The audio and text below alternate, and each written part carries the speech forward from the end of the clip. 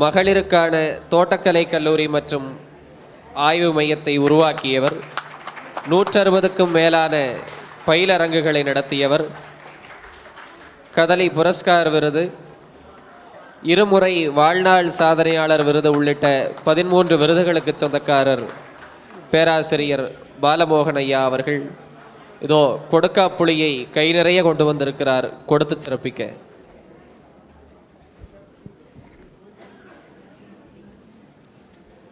இந்த கடைசியாக பேச வரும்போது ஒரு சின்ன பிரச்சனை இருக்கும்.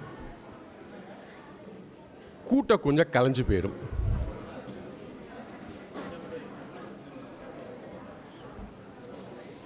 ஒன்று.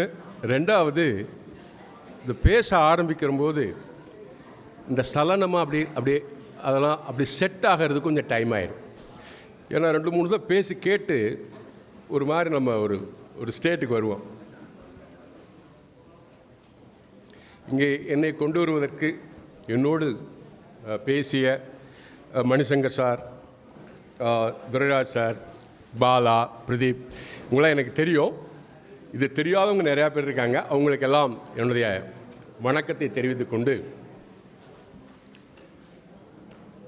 ஒரு யானையை ஒரு இடத்துலேருந்து இன்னொரு இடத்துக்கு கூட்டிகிட்டு போகணுன்னா இப்போ லாரியில் ஏற்றுவாங்க. பொதுவாக ஒரு நாட்டிலிருந்து இன்னொரு நாட்டுக்கு கொண்டு போகணுன்னா ஒரு பாக்ஸ் செய்வாங்க. ஒரு பாக்ஸ். அந்த பாக்ஸ்க்குள்ளே இந்த யானையை ஏற்றி அதை பிளெயினில் ஏற்றி அப்படி அலங்காமல் கொண்டு போவாங்க. ஆனால் அப்படி கொண்டு போகும்போது யானைக்கு கீழே, யானை இருக்கிற இடத்துல ஏகப்பட்ட கோழி குஞ்சுகளை விட்டுருவாங்க. பெட்டி உள்ளுக்கு யானை இருக்கிற இடத்துல ஏகப்பட்ட கோழி குஞ்சுகள். இந்த யானை கோழி குஞ்சை நசுக்காமல் இருக்கிறதுக்காக வேண்டி நகரவே நகராது. நகண்டால் கோழி குஞ்சு செத்து போயிடும். நகண்டா கோழி குஞ்சு செத்து போயிடும். இந்தியாவில் ஏற்றி அமெரிக்காவில் கொண்டு போய் இறக்குற வரைக்கும் ஒரு கோழி குஞ்சு கூட சாகாது. அப்படிப்பட்ட யானைகள் நமக்கு தேவை. அந்த வேலையை சிஐஏ செய்கிறது.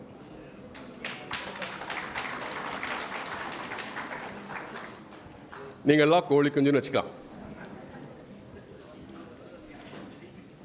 நான் கிட்டத்தட்ட நிறையா மேடைகளில் பேசியிருக்கேன். விவசாயிகளை ஒன்று சேர்த்து ஒரு இடத்தில் அமர வைப்பது அவ்வளவு எளிதல்ல.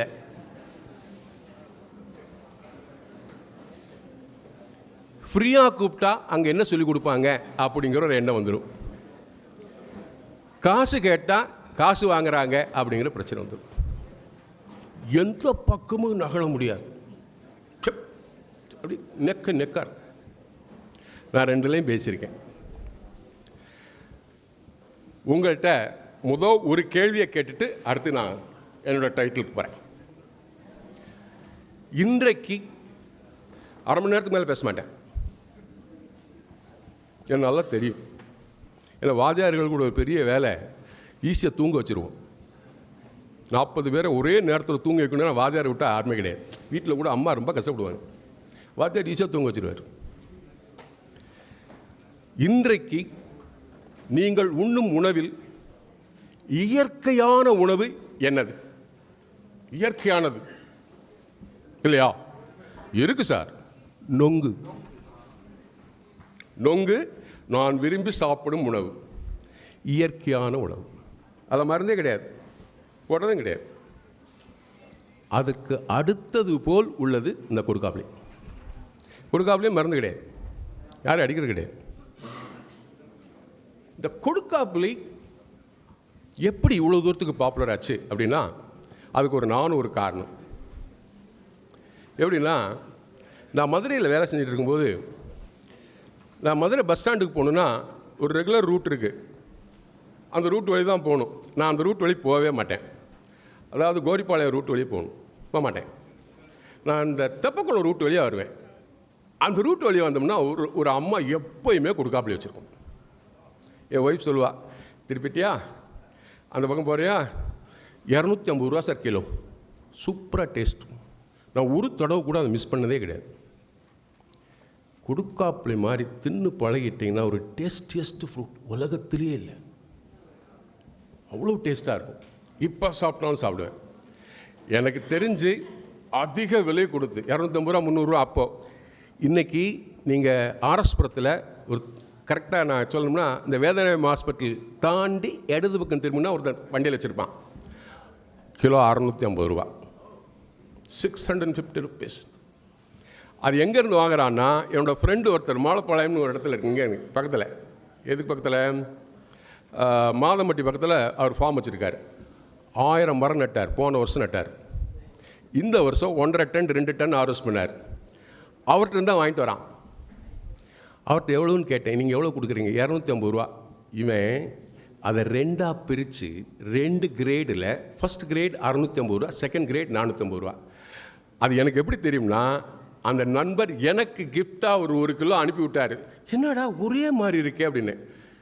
அப்போ சொன்னார், அந்த ஆர்எஸ் பிரகாரம் என்கிட்ட தான் வாங்கினான்னு.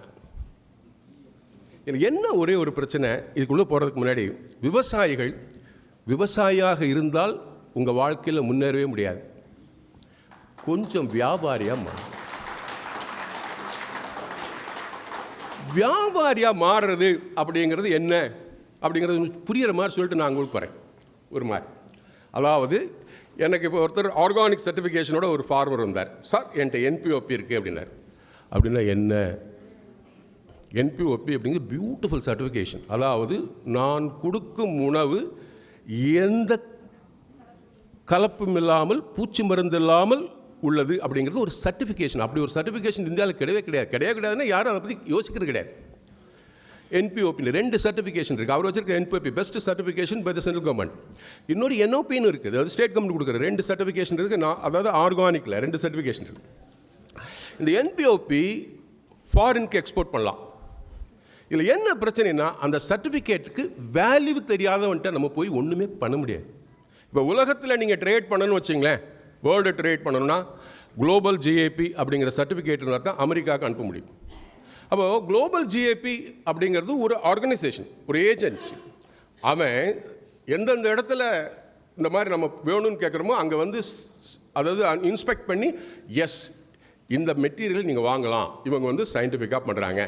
அதாவது கெமிக்கல் யூஸ் பண்ண வேண்டாம்லாம் சொல்லலை, பெர்மிசிபிள் லிமிட்டில் கெமிக்கல் யூஸ் பண்ணுறான். இங்கே இருக்கிறவங்க எத்தனை பேருக்கு ரெட் லேபிள்லாம் என்ன, எல்லோ லேபிள்லாம் என்ன, க்ரீன் லேபிள்லாம் என்னன்னு தெரியும்னு எனக்கு தெரியல. ரெட் லேபிள் அப்படின்னா குறைஞ்சது 3 மாதத்துக்கு 3 வாரம் 4 வாரம் வந்து அந்த மருந்து அடித்ததுலேருந்து பிடுங்கக்கூடாது, ஹார்வெஸ்ட் பண்ணக்கூடாது. அடுத்த லேபிளுக்கு 2 வாரம். கடைசி லேபிள் இந்த க்ரீன் லேபிளுக்கு மினிமம் 1 வாரம் கழித்து தான் நீங்கள் காயை எடுக்கணும். வெண்டைக்காய் எப்படி எடுக்கிறோம்?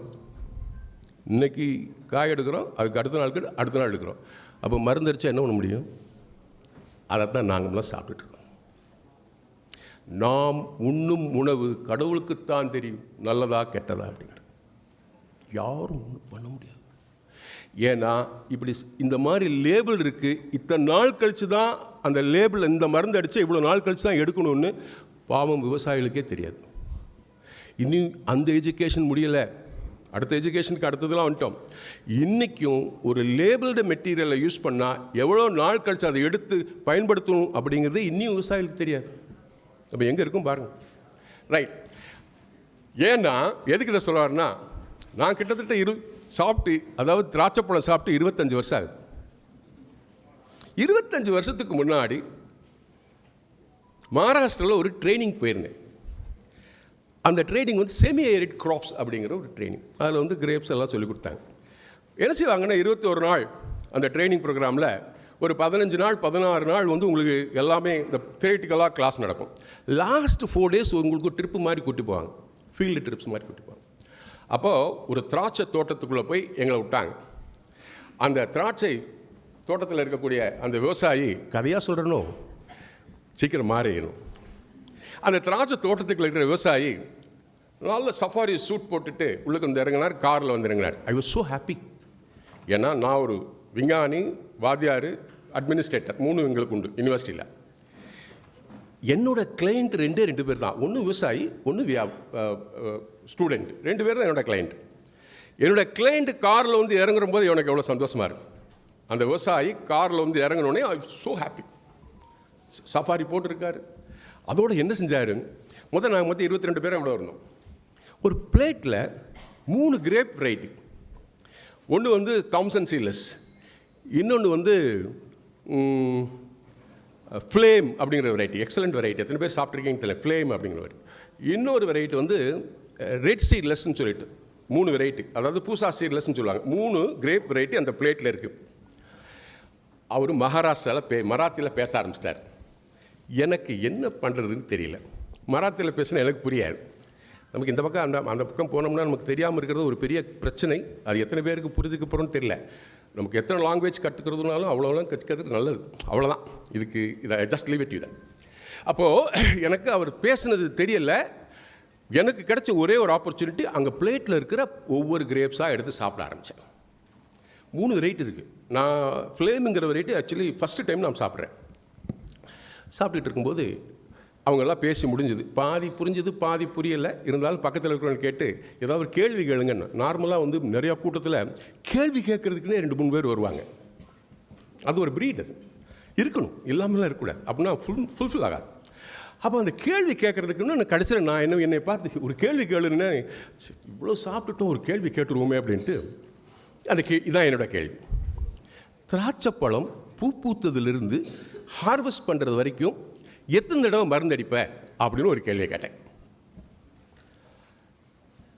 இதில் என்ன அப்படின்னா, எனக்கு நல்லா தெரியும் பூத்ததுலேருந்து ஹார்வெஸ்ட் பண்ணுறதுக்கு 110 days, 110 நாள் ஆகும். ஃப்ளவரிங் டு ஹார்வெஸ்ட் 110 நாள். அந்த விவசாயி சொன்னால் 55 தடவைன்னா. வயிற்றுக்குள்ளே இருக்கிறது வெளியே வரவா அப்படி நின்றுச்சு. என்ன செய்கிறதுனே தெரியல. வாந்தி எடுக்க முடியாது, வரவும் மாட்டேங்குது, ரொம்ப வயிற்றுக்குள்ள டீப்பாக போயிடுச்சு. அப்போ தான் நினச்சேன், இனிமேல் திராட்சை பழத்தை திங்கக்கூடாதுடா அப்படின்னு. ஐ ஸ்டாப்ட் இட். இப்போ கொஞ்சோண்டு நல்லா தான் இருக்குது, ஆனால் மனசு வர மாட்டேங்குது திங்கிறது. திராட்சை பழத்தை பார்த்தாவே நம்ம சாப்பிடணும்னு ஆசை வர மாட்டேங்குது. இது எதுக்கு சொல்ல வரேன்னா, இந்த பொருட்கள் பெஸ்டிசைடு அண்ட் ஃபஞ்சிசைடு அப்படிங்கக்கூடிய ஒரு மிக மோசமான பொருட்கள், அதை பற்றி முழுதாக தெரியாத ஒருவர் கையில் கிடைத்துள்ளது. அவங்கள நம்ம இது எஜுகேட் பண்ணவே இல்லை. இந்த மாதிரி வரும்போது சொன்னோமா புரிஞ்சுக்குமா அப்படின்னு சொல்லிட்டு அது எப்படின்னு எனக்கு அடுத்த கட்டத்துக்கு போகிறது அப்படின்னு தெரியல. சார் பேசுகிறபோது நிறையா சொன்னாங்க, இதை வந்து கடத்தணும். ஏன்னா கடைசியாக கன்சியூமருங்கிறது நாம தான். எனக்கு ஒரு நஞ்சை கொடுப்பது தெரியாமல் ஒருத்தன் கொடுக்குறான் அப்படிங்கிறது வந்து அவனை குறைச்சல் மட்டும் இல்லை, இது சமுதாயத்தின் மொத்த அது ஒரு கூட்டுது அமைப்பு. எல்லாருமே ரெஸ்பான்சிபிலிட்டி எடுக்கணும். நான் ரெஸ்பான்சிபிலிட்டி. ஸோ இந்த நிலையிலிருந்து ஒரு இயற்கையான உணவை உற்பத்தி பண்ண போகிறோம் என்று இப்போ கொடுக்காப்புளிக்கு போகலாம். Next slide please. இப்போது வறட்சி அப்படின்னா என்ன? நமக்கு நிறைய பேர் வறட்சின்னு வறட்சின்னா என்ன அப்படின்னா, மழை குறைவாக இருக்க இடம். மழை குறைவாக இருக்கிறதுனா, ஒரு காலத்தில் பாருங்களேன், மழை இங்கே பெய்கிற மழையை விட ராமநாதபுரத்தில் பெய்கிற மழை அதிகம். ஆனால் ராமநாதபுரம் வந்து வறட்சி ஏரியா, கோயம்புத்தூர் கிடையாது. ஏன்னு கேட்டிங்கன்னா, கோயம்புத்தூரில் பெய்யக்கூடிய இந்த 600 mm 700 mm வந்து ஸ்ப்ரெட் ஆகி நம்பர் ஆஃப் ரெய்னி டேஸ் அதிகமாக இருக்கும். நம்பர் ஆஃப் ரெய்னி டேஸ் 30 நாள் வச்சுங்களேன். அப்போ 360 நாளில் 10 நாள் இடைவெளி வச்சோம்னா அது கரெக்டாக ஃபில் ஆயிரும். ஆனால் ராமநாதபுரத்தில் பெய்யக்கூடிய 750 ml ஆர் 780 800 மில்லி அப்படிங்கிறது ஒரு 10 நாளில் பெஞ்சு முடிஞ்சிடும். அப்போது நம்பர் ஆஃப் ரெய்னி டேஸ் அப்படிங்கிறது ரொம்ப முக்கியமான ஒன்று. மலேசியாவில் நான் ஒரு 6 months இருந்தேன் போஸ்ட் டாக்டரேட். மலேசியாவில் எனக்கு ரொம்ப பெரிய அதிசயம் என்னென்னா, அங்கே இரிகேஷனே கிடையாது. அப்படின்னா என்னன்னு கேட்குறான். சொட்டு நீர்னா என்னன்னு கேட்டான் மலேசியாவில். ஏன்டா அப்படி கேட்குறான்னு. ஏன்னா மாதம் மும்மாரி பெய்யுது, சும்மா மழை பெஞ்சிக்கிட்டே இருக்குது. மழையோட அதனோட அருமையாக அங்கே தெரியாது. ஏன்னா ரெகுலராக ரெயின் வந்துக்கிட்டே இருக்கும். 7 days 10 days கூட ரெயின் வந்துக்கிட்டே இருக்கும். மழை நீங்கள் இரிகேட் பண்ண வேண்டிய அவசியம் கிடையாது. அப்போது தொடர்ந்து பேஞ்சிக்கிட்டு இருந்துச்சுன்னா, வருடம் முழுவதும் பேஞ்சிக்கிட்டு இருந்துச்சுன்னா, ஒரு ப்ராப்பர் இன்டர்வல் 15 days ஒன்ஸ் எல்லாம் 3 நாளை மாதத்துக்கு ஒரு 3 நாளை பேசிச்சுன்னா, உங்களுக்கு வந்து மழை கம்மியாக இருந்தாலும் அந்த மரத்துக்கு வேண்டிய நீர் கிடைத்துவிடும். ஆக கோயம்புத்தூர் வந்து கம்மியான மழை ராமநாதபுரத்தை விட, ஆனால் ராமநாதபுரம் வந்து வறட்சியான பகுதி, கோயம்புத்தூர் வந்து வறட்சிக்கு இல்லைன்னு சொல்லுவாங்க. இங்கே நமக்குள்ள சப்சிடிலாம் கிடைக்காது. ஸோ மழையோட அளவு மிகவும் முக்கியமானது. அதே மாதிரி நம்பர் ஆஃப் டேஸ் அப்படின்வாங்க, மழை பெய்யக்கூடிய நாட்கள் எத்தனை நாட்கள், ரெய்னி டேஸ், அது 2. இது இல்லாமல் அதிகமாக வெப்பம் இருந்தாலும். இன்னொன்று, இந்த மாதிரி பகுதிகளில் என்ன ஆகும்னா, செடிகளே இல்லாதனால மண் கண்டத்தில் ஆர்கானிக் கார்பன் அப்படின்வாங்க, அது இல்லை. இப்போது ஒரு தடவை அந்த 2ஆம் உலகப் போர் முடிஞ்ச பின்னாடி அந்த கெமிக்கல்ஸ்லாம் உற்பத்தி பண்ணிக்கிட்டு இருந்த இண்டஸ்ட்ரியல் பீப்புள் என்ன செஞ்சாங்கன்னா, அதை வாங்கிட்டு இருந்த அரசு அதாவது கவர்மெண்ட்டில் போய், இப்போ எப்படி கெமிக்கல் வந்துச்சுன்னு இதை ஒன்று மட்டும் சொல்லிட்டு நான் அங்கே போயிடுறேன். எப்படி நம்ம கெமிக்கல் இவ்வளோ யூஸ் பண்ண ஆரம்பித்தோம்னா, அந்த 2ஆம் உலகப் போர் நடந்து முடிஞ்ச உடனே கெமிக்கல் உற்பத்தி பண்ணக்கூடிய எல்லா இண்டஸ்ட்ரீஸும் போய் அதை வாங்கிக்கிட்டு இருந்த பிரசிடென்ட்டு அவன்ட்டுலாம் போய் கேட்டான், டேய் இப்போ இந்த கம்பெனியில் நான் என்ன செய்யட்டும் அப்படின்னா, எனக்கு இது வரைக்கும் அணுகுண்டு போடுறதுக்கு அது வாங்குறதுக்கு எல்லாம் கெமிக்கல் செஞ்சு கொடுத்தேன், இப்போ நீ குண்டு போடுறதை நிறுத்திட்ட, நான் என்ன செய்யட்டும் அப்படின்னு, நீ ஏதாவது ஒரு வழி கண்டுபிடி அப்படின்னா. அதை அவன் கண்டுபிடிச்ச வழி தான் இந்த இதெல்லாம் உரமாக வித்தரலாம் அப்படின்னு. அதாவது இந்த வேர்ல்டு வார்க்கு வேண்டிய பொருட்களை கொடுத்துக்கிட்டு இருந்தவன் என்னடா செய்கிறதுன்னு கேட்டான். அவன் தான் சொன்னான், நீ உரமாக கொடுத்துரு, வாங்கி நானே வித்துடுறேன். அப்படி தான் உரம் வந்தது. கெமிக்கலை வந்து அதை கன்வெர்ட் பண்ணி உரமாக கொண்டு வந்து சேர்த்தான். சப்போஸ் இப்போ நமக்கு அப்போ தெரியல, 60களெல்லாம் பிச்சை எடுத்துக்கிட்டு இருந்தோம், கஷ்டப்பட்டுட்டு இருந்தோம். ஒரு தடவை இந்த வாஷிங்டன் இதில் வந்து இந்த அம்மா வந்து இந்திரா காந்தி அம்மா வந்து முந்தானையை பிடிச்சிட்டு அந்த ரைஸ் வாங்குறது, கோதுமை வாங்குறதுக்கு ஒரு படம் போட்டான். அப்படியே கொந்தளிச்சிருச்சு அந்த அம்மா. இவங்கள்ட்டேருந்து வாங்காமல் எப்படியாவது நம்ம நாடு தண்ணீர் அடையணும் தான் கெமிக்கல்ஸ், ஃபெர்டிலைசர்ஸ், புதிய ரகங்கள், அதெல்லாம் வேறு வழியே கிடையாது, ஃபோர்ஸ்ஃபுல்லாக உள்ளுக்கு வந்து இப்போ தண்ணீர் அடைஞ்சிட்டோம் பாருங்களேன். இப்போ ஏன் நாம் வந்து கொஞ்சம் சுயமாக யோசிக்கக்கூடாது, ஆர்கானிக்காக போகக்கூடாது? ஏன் போகக்கூடாது? அதற்கான முயற்சி. அதனால தான் இந்த பயிர் கொடுத்தோன்னே சந்தோஷம், ஓகே சார், இதுக்கு ரொம்ப ஒன்றும் வேண்டியதில்லை, சும்மா நட்டு விட்டிங்கன்னா பாட்டுக்கு வந்துக்கும். அப்போது எந்த இடத்துல ஒன்றுமே இல்லையோ அதுக்கு இது ஏற்று, ஒன்றுமே இல்லை, மண் சரி இல்லை, ஒன்று சரி, ரைட், கொடுக்காமலே போடலாம். எப்படி போடலாம்? நெக்ஸ்ட் லைப்ரரி பாருங்களேன் சார். ஒரு மரம் மனுஷனை விட தன்னோட இனத்தோடு இயைந்து வாழக்கூடிய ஒரு மரம். மனுஷனுக்கு கூட உனக்கு கொடுக்க வேண்டாமான் இருக்கும். ஒரு கெஸ்ட் வந்தோடனே இவனை ட்ரீட் பண்ணவா வேண்டாமான் இருக்கும். பலதரப்பட்ட எண்ணம் ஓடும் நமக்கு வீட்டுக்கு கெஸ்ட் வந்துட்டா. ஆனால் மரம் மட்டும் தன் பக்கத்தில் இருக்கக்கூடியதோடு இயந்து வாழக்கூடிய சார். இதில் என்ன அப்படி சொல்கிறான்னா, ரூட்ஸ்னு ஒரு புஸ்தகம் படித்தேன் சார். அந்த புஸ்தகத்துக்கு பேர் ரூட்ஸ். வெறும் அந்த புஸ்தகத்துக்கு பேர் ரூட்ஸ். படிக்க படிக்க அதுலேருந்து வரக்கூடிய கருத்துக்கள் இருக்கு பாருங்களேன், பயங்கரமான. என்ன சொல்கிறான்னா, இந்த மரம் பாருங்களேன், இதில் மேலே இருக்கிற கெனோப்பி, கீழே இருக்கிற வேறு மாதிரி 2 மடங்கு இருக்குது. இது கஷ்டப்பட்டு போமா? 2 கையில் வேலை செய்கிற நம்மளே சந்தோஷமாக இருக்கலாங்கும்போது இது 1000 கையில் வேலை செய்யுது. இந்த மரங்கள் கீழே எவ்வளோ ஆழத்தில் இருந்தாலும் தண்ணீர் எடுத்துடும், எவ்வளோ ஆழத்தில் தண்ணீர். அது மட்டும் இல்லை, பக்கத்தில் இருக்க மரத்துக்கும் உதவி செய்யும். இது எப்படின்னு பாருங்களேன், இந்த கீழே இருக்கிற வேர் இருக்குது பார்த்தீங்களா, தண்ணியை எடுத்து காலை நேரத்தில் மேலே இருக்கிற செடிகளுக்கு தண்ணியை கொண்டு வந்து நிறுத்திடும் சார். என்ன ஒரு அமைப்பு! மனுஷங்க அதை கற்றுக்கணும் சார், மனுஷங்கிட்ட கற்றுக்கணும். தண்ணீரை மேலே கொண்டு விட்டு மேலே இருக்கிற பிளான்ஸுகளுக்கு தண்ணீரை சப்ளை பண்ணுறக்கூடிய அந்த ஒரு ஆற்றல் படைத்தது. இப்படிப்பட்ட மரம் தான் இந்த கொடுக்காப்புளி. கீழே இருக்கிற தண்ணீரை எடுத்து மேலே கொண்டு வந்து விட்டோம். Next slide please. இதில் இன்னொன்று, அந்த இதில் வந்து பார்த்திங்கன்னா, அந்த மேலே இருக்க இலை பார்த்திங்கன்னா சின்ன சின்ன இலையாக இருக்கும், நீரை ஈஸியாக ஆவியாக்கிறாது. சின்ன சின்ன இலை. இந்த இலை மேலே ஒரு வேக்ஸ் கோட்டிங் வேறு இருக்கும். அப்போது எவ்வளோ தண்ணி போனாலும் தண்ணி எடுத்து வெளிவிடாது. எத்தனை பேருக்கு மரம் காயாமல் அப்படியே இலையோடு நிற்கிது, ஆனால் நம்ம வீட்டில் துவைப்பட்ட காயப்பட்ட துணி காஞ்சி போயிடுது, இல்லையா? நம்ம துணியை துவச்சி கோட்டோம்னா காஞ்சிருது. ஆனால் மரம் காயாமல் இருக்குன்னா எப்படி காயாமல் இருக்குது? மண்ணிலிருந்து தண்ணியை எடுத்து தொடர்ந்து வெளிவிட்டுக்கிட்டே இருக்குது சார். அதனுடைய டர்ஜிடிட்டி அப்படிங்கக்கூடிய அந்த ஈரத்தை பிடித்து வைக்கக்கூடிய நிலைமையை மெயின்டைன் பண்ணிகிட்டே இருந்தால் தான் எல்லாம் பச்சையாக இருக்கும். இல்லைன்னா காஞ்சி போயிடும். வேறு வேலை செய்யலாம் காஞ்சி போயிடும். அப்போ வேலை செய்து கொண்டேவும் இலைகளிலிருந்து தண்ணீர் அழகாக விட்டுக்கிட்டே இருக்குது. அந்த விடுற அளவை குறைத்து கொள்ளக்கூடிய திறமை இந்த மரத்துக்கு உண்டு. ஒரு மரம், இப்போ வாழை மரம் வச்சுங்களேன், வாழை மரத்துக்கு தண்ணி விடலைன்னா உடனே பொசுக்குன்னு காஞ்சி போயிடும். இந்த மரம் காயவே காயாது. 10-20 நாள் ஆனாலும் காயாது. கீழே இருந்து தண்ணி எடுத்து மெதுவாக கொண்டு விட்டு கொண்டே இருக்கும். அப்படிப்பட்ட எக்ஸலண்ட் கெப்பாசிட்டி இருக்கிறது தான் எல்லா பழமரங்கள். இந்த பழமரங்களை என்ன சொல்லுவாங்கன்னா அண்டர் யூட்டிலைஸ்டு, அதாவது முழுமையாக பயன்படுத்தப்படாத பழமரங்களில் இதுவும் ஒன்று. Under utilised. Next slide. இப்போது இதுக்கு என்ன ஆப்பர்ச்சுனிட்டி இருக்குது? ஒரு சசி கூப்பிடும்போது சொன்னார், வளரக்கூடிய ஒரு நல்ல பேச்சாளர். படமெல்லாம் பார்த்து நானே பயந்துட்டேன். நாங்களே நிறையா படம் போடுவோம், இருந்தாலும் நீங்கள் நல்லா படம் போட்டீங்க. அது சொன்னது பாருங்களேன். இதை பாருங்கள், இதில் பாரு 25.67 லட்சம் ஹெக்டேர் தமிழ்நாட்டில் இன்னியும் மானாவாரி நிலமாக இருக்கிறது. 25 எவ்வளோ ஏரியா. ஆனால் அது எல்லாமே மரத்துக்கானலாம் கிடையாது. அதில் கம்பு, சோளம், அப்படி எல்லாமே போட்டுட்ருக்காங்க. இவ்வளோ ஏரியா இருக்குது.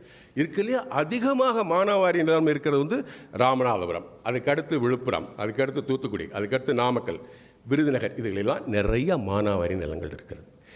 இந்த நிலங்களை பயன்படுத்துறதுல எந்த பிரச்சனையும் கிடையாது. ஏன்னா இப்போ இந்த மரத்தை நட்டு விட்டு உள்ளுக்கு நீங்கள் என்ன மானாவாரி விவசாயம் பண்ணுறீங்களோ அது பண்ணிகிட்டு இருக்கலாம். கம்பு போடுறீங்களா போட்டுக்குங்க, சோளம் போடுறீங்களா போட்டுக்குங்க, மக்காச்சோளம் போடுறீங்களா போட்டுங்க. இந்த மரங்களை நட்டு விட்டுட்டு மரங்கள் காய்க்கிற வரைக்கும் உள்ளுக்கு ஊடுபயிராக நீங்கள் போட்டுட்டு உங்களோட வருமானத்தை பண்ணிக்கலாம். இதில் நான் வருமானம்லாம் சொன்னோம்னா இத்தனை பேர் எல்லாருமே சேர்ந்து கொடுக்காப்புளி போட்டுருவீங்க. எனக்கு கொஞ்சம் பயமாக தான் இருக்குது. இதோட லாபத்தை சொன்னேன்னு வச்சிங்களேன். இப்போ அந்த தோளம்பாளையத்துக்காரரோட கதையை சொன்னேன்னா எல்லாருமே போட்டுருவீங்க. இப்படி விற்கிறதுக்கு இல்லாமல் போயிடும். அது அந்த மார்க்கெட்டிங் ரொம்ப பெரிய இஷ்யூவாக போயிடும். Sir next slide please. Right. இப்போ கொடுக்காப்புளி அப்படின்னு மரத்துக்கு வந்துட்டோம். ஏன் இந்த பேஸ் ஸ்ட்ராங்காக இருந்தால் தான் கட்டணம் நல்லாயிருக்கும். அதனால தான் இவ்வளோ பேச வேண்டியதாக போச்சு, யானையிலேருந்து ஆரம்பிச்சு. இப்போது இந்த கொடுக்காப்புளி அப்படிங்கிறது நம்ம நாட்டு மரம் கிடையாது. It's not our native plant. நம்மளோட நாட்டு மரம் கிடையாது. இது எங்கேருந்து வந்துச்சுன்னா, அதாவது சென்ட்ரல் அமெரிக்கா அங்கேருந்து வந்த ஒரு மரம். மெக்சிகோவில் அதிகமாக கல்டிவேட் பண்ணுறாங்க. இது எப்படியோ ட்ராவல் ஆகி இங்கே வந்துருச்சு. இங்கே வரும்போது என்ன அப்படின்னா, இது முதல்ல வரும்போது இந்த மாட்டு தீவனமாக ஆடுகள் இதை விரும்பி சாப்பிடும். நீங்கள் எத்தனை பேர் பார்த்துருக்கீங்கன்னு தெரியல, ஆடு காலை போட்டு இப்படி மேலே நிற்கும். அவ்வளோ அந்த இலை அவ்வளோ டேஸ்ட்டாக இருக்கும். நீங்கள் எத்தனை பேர் சாப்பிட்டீங்களா? ரொம்ப டேஸ்ட்டாக இருக்கும் அந்த இலை. நான் உணவை டேஸ்ட் பண்ணி பார்த்தேன், ரொம்ப டேஸ்ட்டாக இருக்கும். இதில் இருக்கக்கூடிய உணவில் ஆன்டி ஆக்சிடென்ட் இருக்குது சார். நோய் வராமல் பாதுகாக்கிறதுக்கு நமக்கு ஆன்டி ஆக்சிடென்ட் ரொம்ப வேண்டும். ஆன்டி ஆக்சிடென்ட் சொல்லுவோம், அது அந்த பழத்தில் இருக்குது. இதுக்கு பேர் என்னென்னா, நிறைய பேர் நான் சொல்லுவேன், இந்த மாதிரி உங்களுக்கு கொடுக்காப்புளி தெரியுமா? நான் கொடுக்காப்புளியா அப்படின்னா, கொடுக்காப்புளிக்கு ஏகப்பட்ட பேர் இருக்குது. கீழே கொடுத்துருக்க பாருங்க. கோணப்புளியங்காய், கோணக்காய், மெட்ராஸ் தான், அப்புறம் மணிலா புளி, இப்படி ஏகப்பட்ட சீனி புளி, இத்தனை பேர் பாருங்களேன். இத்தனை பேர் இருக்குது சார். ஆனால் இது வரைக்கும் யாருமே இதை கமர்ஷியலாக எக்ஸ்ப்ளாய்ட் பண்ணவே இல்லை. இருக்கும். நான் கூட நினப்பேன், இந்த மனுஷன் தனக்குத்தான் வளர்க்குறான், இந்த பறவைகள் அதுக்கெலாம் ஒன்றுமே செய்யலை அப்படிங்கிறதுல இந்த இது பறவைகளுக்கு ஒரு பெரிய என்ன சொல்கிறது, ஃபுட் சோர்ஸ்.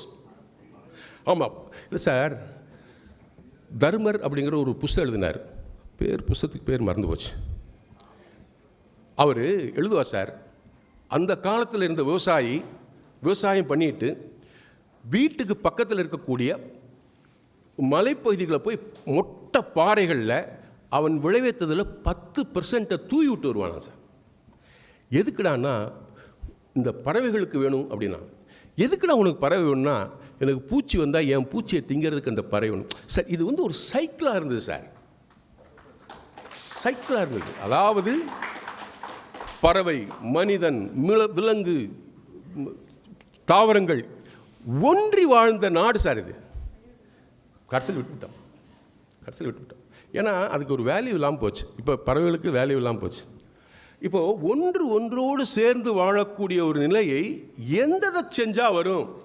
எதை தின்னா பித்தந்தீருன்னு ஒரு கணக்கு இருக்குல்ல, அப்படி ஒரு மரம் தான் இந்த கோணப்புளியங்காய். இதை நீங்கள் வளர்க்க ஆரம்பிச்சிங்கன்னா, நான் இங்கே பேசுகிறம்போது சித்ரா என்னோடய ஸ்டூடெண்ட்டுக்கு பேசும்போது சொன்னேன், எத்தனை கிராமங்களில் ஒரு புளிய மரத்தை வெட்டி கல்யாணம் நடந்திருக்கு தெரியுமா சார்? ஒரு புளிய மரம் அந்த கல்யாணத்தை காப்பாற்றும். ஒரு கல்யாணத்துக்கு அவ்வளோ செலவுக்கு அவ்வளோ ஒரு சார் ஒரு புளிய மரம், ஒரு 40 வருடம் 30 வருடமான புளிய மரம் ஒரு கல்யாணத்தை செய்ய முடியும் சார். அதை வச்சு வெட்டினோம்னா அந்த கல்யாணத்துக்கு வேண்டிய எல்லா செலவுமே அந்த புளிய மரம். அப்படிலாம் இருந்தது. இன்றைக்கி நம்ம மரத்தை பற்றி ரொம்ப பேசுகிறதே இல்லை. ஸோ அப்படி ஒரு சூழ்நிலை ஆயிடுச்சு. Next line. இப்போ ஊட்டச்சத்து அப்படின்னு பார்த்தீங்கன்னா இதில் எனக்கு ரொம்ப பிடிக்கும். பெருசாக ஃப்ளேவர் கிடையாது, இது கிடையாது, அந்த ஸ்மெல். அது வயதானவர்களுக்கு கால்சியம் குறைபாடுனால சில சமயத்தில் நடந்தால் ஒடிஞ்சிடும் கால். Calcium deficiency. இதில் நல்ல கால்சியம் இருக்குது. இன்னொன்று பாருங்களேன், 100 கிராம் நீங்கள் சாப்பிட்டீங்கன்னா ஆல்மோஸ்ட் 100 கிராம் கேலரிஸ் கிடைக்கும். டைஜஷனுக்கு இது பெஸ்ட். இது புரோட்டீன் இருக்கக்கூடிய ஒரே பழம் கொடுக்காப்புளி. ஒரே பழம். Calcium rich, potassium rich. இதில் இருக்க வைட்டமின்ஸ் நிறையா இருக்குது. ஆக நிறைய பேர் சொல்லுவாங்க, டேய் உணவு மருந்தாகவில்லை என்றால் மருந்தை நீ உணவாக சாப்பிடுவோம். இன்றைக்கி நம்மளாம் டப்பாவில் வச்சுட்ருக்கோம். 15 மருந்து, காலையில் 4, மத்தியானம் 3, சாயங்காலம் 2, கழுது 10, 15. ஒரு பெரிய ஆள், வசதியான ஆள் அப்படின்னா அவன் 10 மாத்திரை சாப்பிட்டா தான் அவன் வசதியான ஆள். மாத்திரை சாப்பிடலைன்னா அவன் சரியில்லை, அவன் வழியாக வேலை செய்யலை. அப்போது உணவை நீங்கள் சரியான உணவை சாப்பிட்டுருந்தீங்கன்னா மருந்தே கிடையாது. இது அப்படிப்பட்ட ஒரு உணவு, மருந்தே வேண்டியது. நீங்கள் ரெகுலராக அதை சாப்பிட்டுட்டு வந்தீங்கன்னா இப்போ கிடைக்கும். அதாவது சாதாரணமாக இப்போ சம்மரில் கிடைக்கும். இந்த கொடுக்காப்புளி சம்மரில் கிடைக்கும். Next life please. முதவே சொன்னேன், தண்ணி ரொம்ப கம்மி. நட்ட ஒரு 3-4 மாதத்துக்கு மட்டும் நீங்கள் மரத்தை காப்பாற்றி விட்டிங்கன்னா அப்புறம் தானாக பார்த்துக்கும் சார் மரம். நட்ட 3, அதாவது ஒரு நாளைக்கு 2 லிட்டர் 3 லிட்டர் தண்ணி விட்டால் போதும்.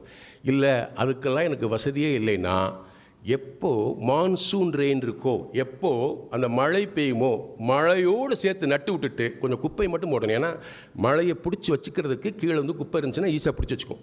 அப்படி போட்டு நட்டு விட்டுட்டிங்கன்னா அது பாட்டுக்கு வளர்ந்துரு சார். இதுக்கு பெரிய ஸ்பெஷல் கேர்லாம் ஒன்றுமே கிடையாது, ஒரு கேரும் கிடையாது. நட்டு விடணும். எவ்வளோ டிஸ்டன்ஸு, எவ்வளோ இடைவெளி அப்படிலாம் பார்த்துக்கலாம். இது என்னையை பொறுத்தளவு கேட்டினா நிறையா நேரம் மரம் நடுறது தப்புலாம் கிடையாது. நான் 2-3 ஃபோட்டோஸ் காட்டுறேன், நீங்கள் அதில் பார்த்தீங்கன்னா தெரியும்.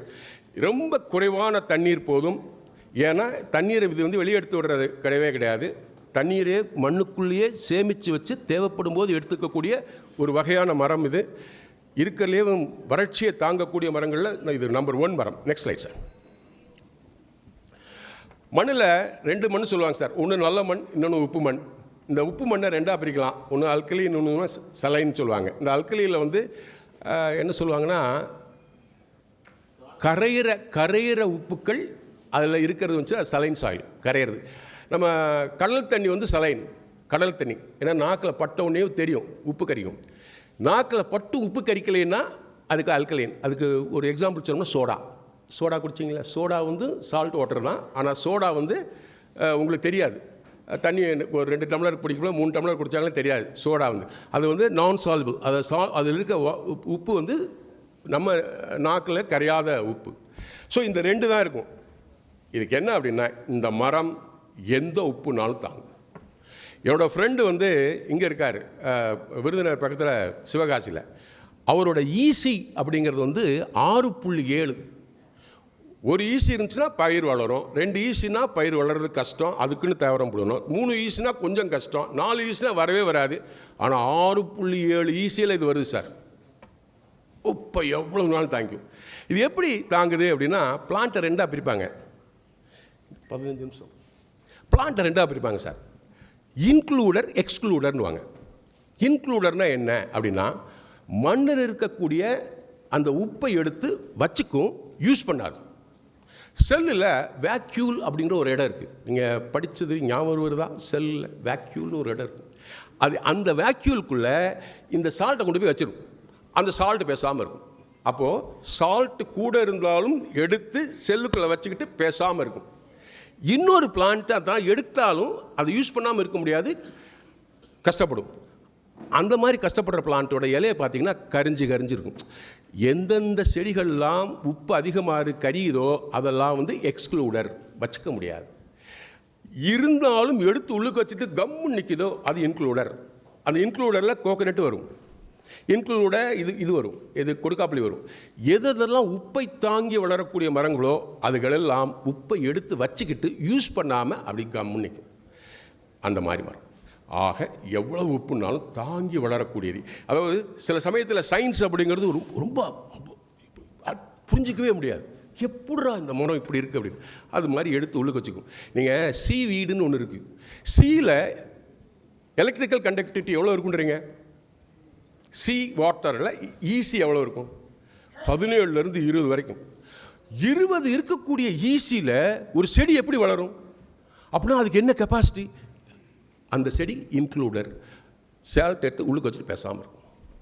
அந்த மாதிரி எவ்வளோ உப்புனாலும் எடுத்து உள்ளுக்கு வச்சுக்கும். ஸோ இந்த மாதிரி ஒரு மரம் எவ்வளோ உப்புனாலும் பிரச்சனை இல்லை. என்ன ஒன்று நல்ல மண்ணாக இருந்து நல்ல உரமாக இருந்துச்சுன்னா 100 கிலோ கொடுக்கும். கொஞ்சம் உப்பு இருக்கா கொஞ்சம் குறைச்சிக்கும். குறைச்சிட்டு போட்டு இப்போ ஒன்றுமே இல்லாததுக்கு நம்ம கொடுக்குற தப்பு இல்லையே. ஆனால் சாவாது.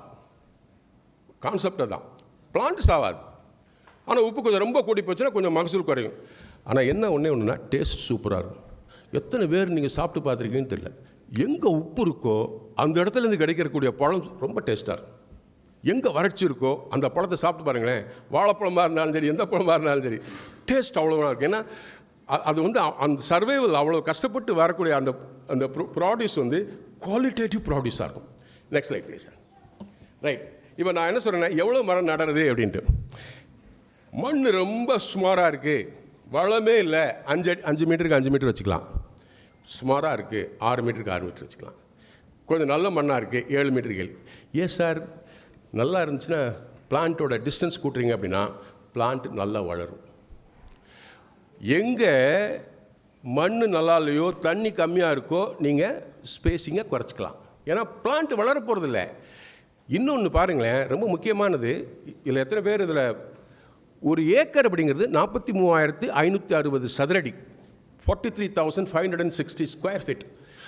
இதில் இந்த மண்ணும் சூரிய ஒளியும் இயற்கையாக நமக்கு கொடுத்தது, தண்ணியும் சேர்ந்து தான் நான் இப்போ காசு கொடுக்க ஆரம்பிச்சிட்டோம். இந்த 2 கடவுள் கொடுத்த வரம். இதை எப்படி நீங்கள் எக்ஸ்ப்ளாய்ட் பண்ணுறீங்களோ அப்படி நல்லா ஃபுல்லாக எக்ஸ்ப்ளாய்ட் பண்ணிங்கன்னா உங்களுக்கு நல்ல வருமானம் கிடைக்கும். அதாவது சூரிய ஒளி ஃப்ரீயாக இருக்குங்கிறதுனால விட முடியாது, மண் ஃப்ரீயாக கிடச்சதுனால விட முடியாது. இதை எப்படி நீங்கள் வந்து இதை ஒரு காமன் பிளாட்ஃபார்மில் கரெக்டாக கொண்டு வந்து நிறுத்தி பயன்படுத்துகிறீங்களோ அதில் தான் உங்கள் லாபமே இருக்குது.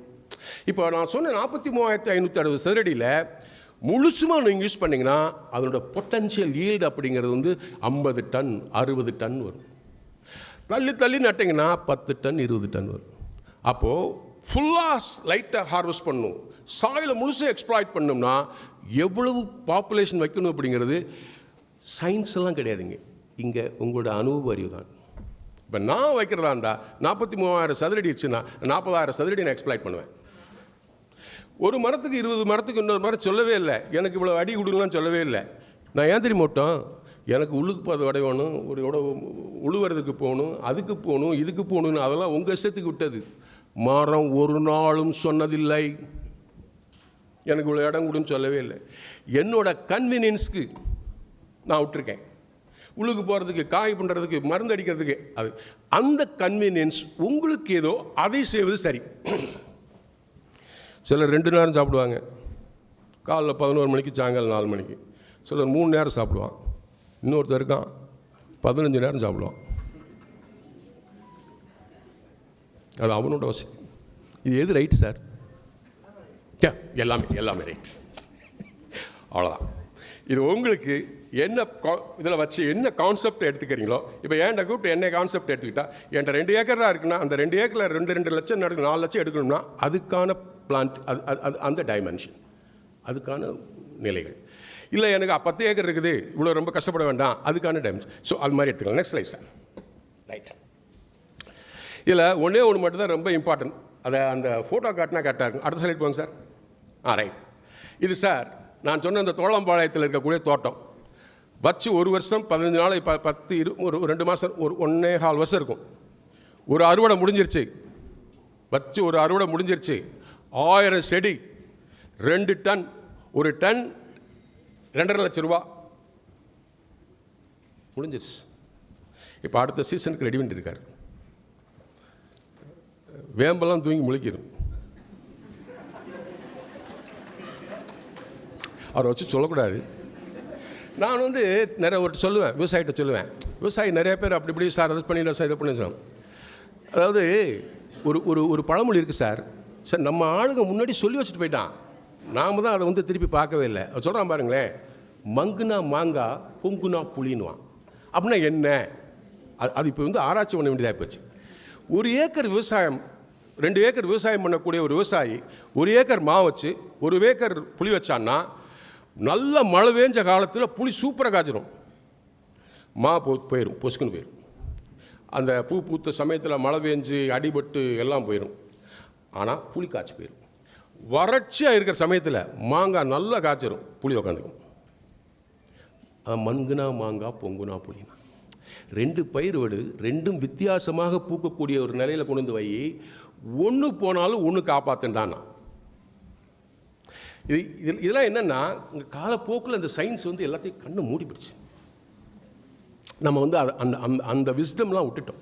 அந்த பழைய காலத்தில் நமக்கு சொல்லிக் கொடுத்த விஸ்டம்லாம் போயிடுச்சு. ஸோ அதனால் ஒரு விவசாயி 2 பயிர் இருக்குன்னு வச்சிங்களேன், கண்டிப்பாக ஜெயிக்கலாம். 2 பயிர் வேணும், ஒன்று போனாலும் ஒன்று போய் நிற்கும். இதுக்கு இடையில் என்னென்னா, நான் ஒரு மேங்கோ பற்றி, கோகனட் பற்றி பேசினேன்.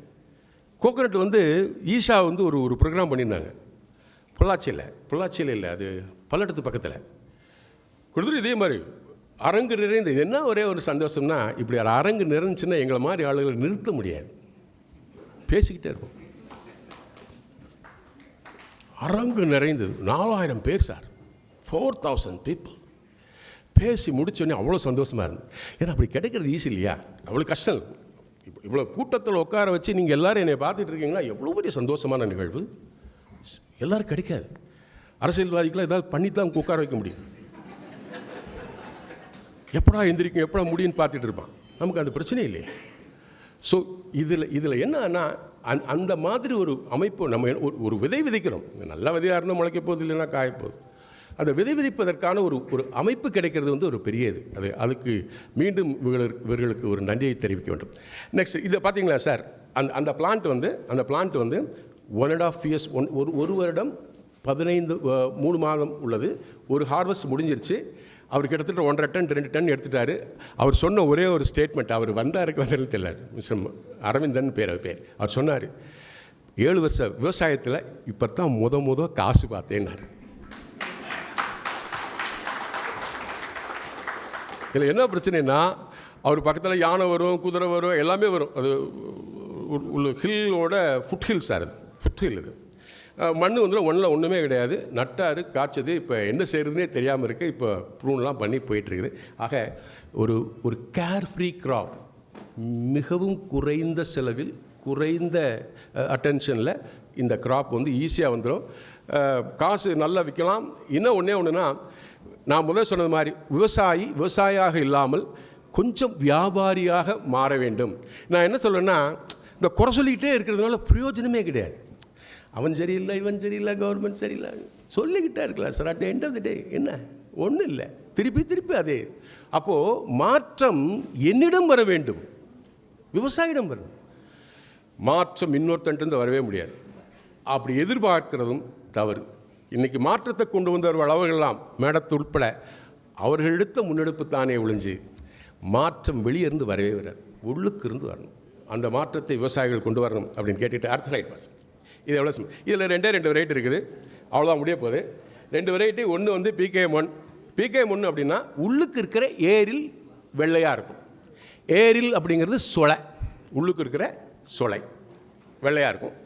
சீடு எல்லாத்துக்குமே கருப்பாக தான் இருக்கும். இதுக்கு வெளியே இருக்கிறது வெள்ளையானது இது அப்ராக்சிமேட்டாக ஒரு 70-80 கிலோ வரும் சார். அதனால தான் நான் பயந்து போய் சொன்னேன், 1 கிலோ 250, 70 பொறுக்கி போட்டு என்னை கிட்டத்தட்ட 15 லட்சம் வருது, 20 லட்சம் வருதுன்னு என்னை பிடிச்சிடக்கூடாது. ஒரு மரம் அப்படிங்கிறது வேறு, அவரை தோப்பாக்கிற போது அதில் கொஞ்சம் முன்ன பின்னெல்லாம் இருக்கும். நீங்கள் அதை கொஞ்சம் கன்சிடர் பண்ண. Next slide please. இது PKM2. இந்த PKM2 பார்த்தீங்கன்னா உள்ளுக்கு இருக்கிற ஏரில்ஸ் ரெட்டாக இருக்கும். இப்போ ஒரு விவசாயி சார் எதை போடட்டும் அப்படின்னு ஏன்ட்ட கேட்குறது ஒரு முளை கயிறை கொடுங்கன்னு கேட்குறது மாதிரி. எப்படி சொல்கிறீங்களேன்ட்டு he has to come from the market அப்படின்வேன். ஒரு விவசாயி மார்க்கெட்லேருந்து வரணும். எந்த பொருள் எப்போ விற்றா எங்கே விலைக்கு போகும் என்ன மாதிரி இருக்கும் அந்த இன்ஃபர்மேஷனை மார்க்கெட்டில் கலெக்ட் பண்ணிவிட்டு இதெல்லாம் சேர்ந்து ஒரு வெரைட்டி எங்கே கிடைக்கும்னு ஏன்ட்ட கேட்டால் ரைட்டு. நான் எனக்குன்னா எனக்கு தெரிஞ்சது இதுதான் வளர்க்கலான்ட்டு. விற்க முடியுமா முடியாதா அப்படிங்கிறது யாருக்கு தெரியணும்? அதான் சப்ளை செயின் சொல்லுவாங்க. இந்த வேல்யூ செயின் அமெரிக்காக்காரன் சொல்லி கொடுத்தது தான். ஒன்றால் விற்க முடிஞ்சதை வளை. எல்லாரும் சேர்ந்து தஞ்சாவூரில் நல்லா போட்டுக்கிட்டு காசு விடுன்னு கேட்டால் அவங்க என்னதான் செய்வான்? அரசுக்கு என்ன நீங்கள் பார்க்கணும் இல்லை. நீங்கள் அங்கே உட்காரதா தான் சொல்லுவான். நீ ஒரு நாள் இங்கே வந்து உட்காந்து வாருன்னுவான். உட்காந்தோம்னா ஒன்றும் பண்ண முடியாது. அப்போது மாற்றமும் இந்த இதெல்லாம் எங்கேருந்து வரணும் அப்படின்னா நம்மள்கிட்டருந்து வரணும். அப்போ நான் மார்க்கெட் லெட்டாக இருக்கேன். என்னோடய ப்ரொடக்ஷன் சந்தை சார்ந்ததாக இருக்குன்னா சார்பில்லாத விவசாயம். சந்தை இல்லை அப்படின்னா சார்பான விவசாயம். நீ கடைசி வரைக்கும் கோமணத்தோட தான் இருக்கும். ஒன்றும் பண்ணணும். நான் இவன் எவனோ விற்று கொடுக்கணும், அவன் எனக்கு சேல் பண்ணணும், இதில் ஒரு எம்எஸ்பி ரேட்டு வேணும், அப்படியே போயிட்டே இருக்க வேண்டியதான். இது வழியாக போகும். அப்புறம் நம்ம பேரன்னு அதைத்தான் சொல்லுவான். நான் அதுக்குள்ளேருந்து வெளியே வர முடியாது. அப்போ என்ன அப்படின்னா நான் மாற்றி யோசிக்கணும். அப்படி மாற்றி யோசிக்கிறதுக்கு என்ன செய்யணும், எப்படி கொண்டு வர்றது, இது ரொம்ப பேச வேண்டாம். இது இந்த ரெட் கலர், இதில் ஆந்தோசைனின் அப்படின்னு இருக்கு சார். Next slide sir. இது சூப்பர் வெரைட்டி. இதில் என்ன அப்படின்னா இதில் ஊறுகாய் பண்ணலாம் சார், உலர் பொடி பண்ணலாம், மிட்டாய், ஜூஸ் அழகாக பண்ணாங்க. இவங்க நிறையா ப்ராடக்ட் சொன்னாங்க சித்ரா. அது மாதிரி இதில் நிறையா ப்ராடக்ட் இருக்குது. இதில் என்ன ரிசர்ச்சில் என்ன கம்மியாக இருக்குது அப்படின்னா ஸ்டோரேஜ். இப்போ இருக்கிற வால்யூம் பாருங்கள். என்னன்னா இப்போ 650 ரூபா விற்கிதில்ல சார். இனி டபுள் ஆச்சுன்னா 450 ரூபா வரும். அதுக்கு பின்னாடி 250 ரூபா வரும். குறைஞ்சிக்கிட்டே வந்துக்கிட்டே இருக்கும். ஏன்னா சார் 10 லாரி போய் நிற்கிற இடத்துல 1 கிலோ தக்காளி 10 ரூபா. அந்த இடத்துல போய் நீங்கள் 40 லாரி நிறுத்துனீங்கன்னா 100 லாரி நிறுத்துனீங்கன்னா அவன் என்ன செய்வான்? வியாபாரம் என்ன செய்வான்? அப்போது பொருளை எவ்வளோ கொண்டு போய் நிறுத்தணும் அப்படிங்கிறது உங்கள்கிட்ட டிசைட் பண்ணுறதோ இல்லை இதை கொண்டு போய் ஸ்டோர் பண்ணலாம் அப்படிங்கிறது நீங்கள் எடுக்கக்கூடிய முடிவாக இருக்க வேண்டும். அதற்காக வேண்டி விவசாயிகள் யானையாக வேண்டும். திருப்பி கோழி குஞ்சா இருக்கக்கூடாது. ஒரு தலைவன் உங்களிடம் வர வேண்டும். விவசாயம் இதுவரைக்கும் மேலே வராமல் போனதுக்கு என்ன காரணம்னா தலைவர்கள் இல்லை. அவன் சரியாக எடுத்துகிட்டு போகிற மாதிரி இருந்த தலைவர்கள் மட்டும் இருந்துச்சுன்னா இன்றைக்கி இருக்க நிலைமை வந்திருக்கவே இருக்காது. ஒவ்வொரு இடத்துலையும் ஒன்று குழப்பி விட்டு போயிடுறது.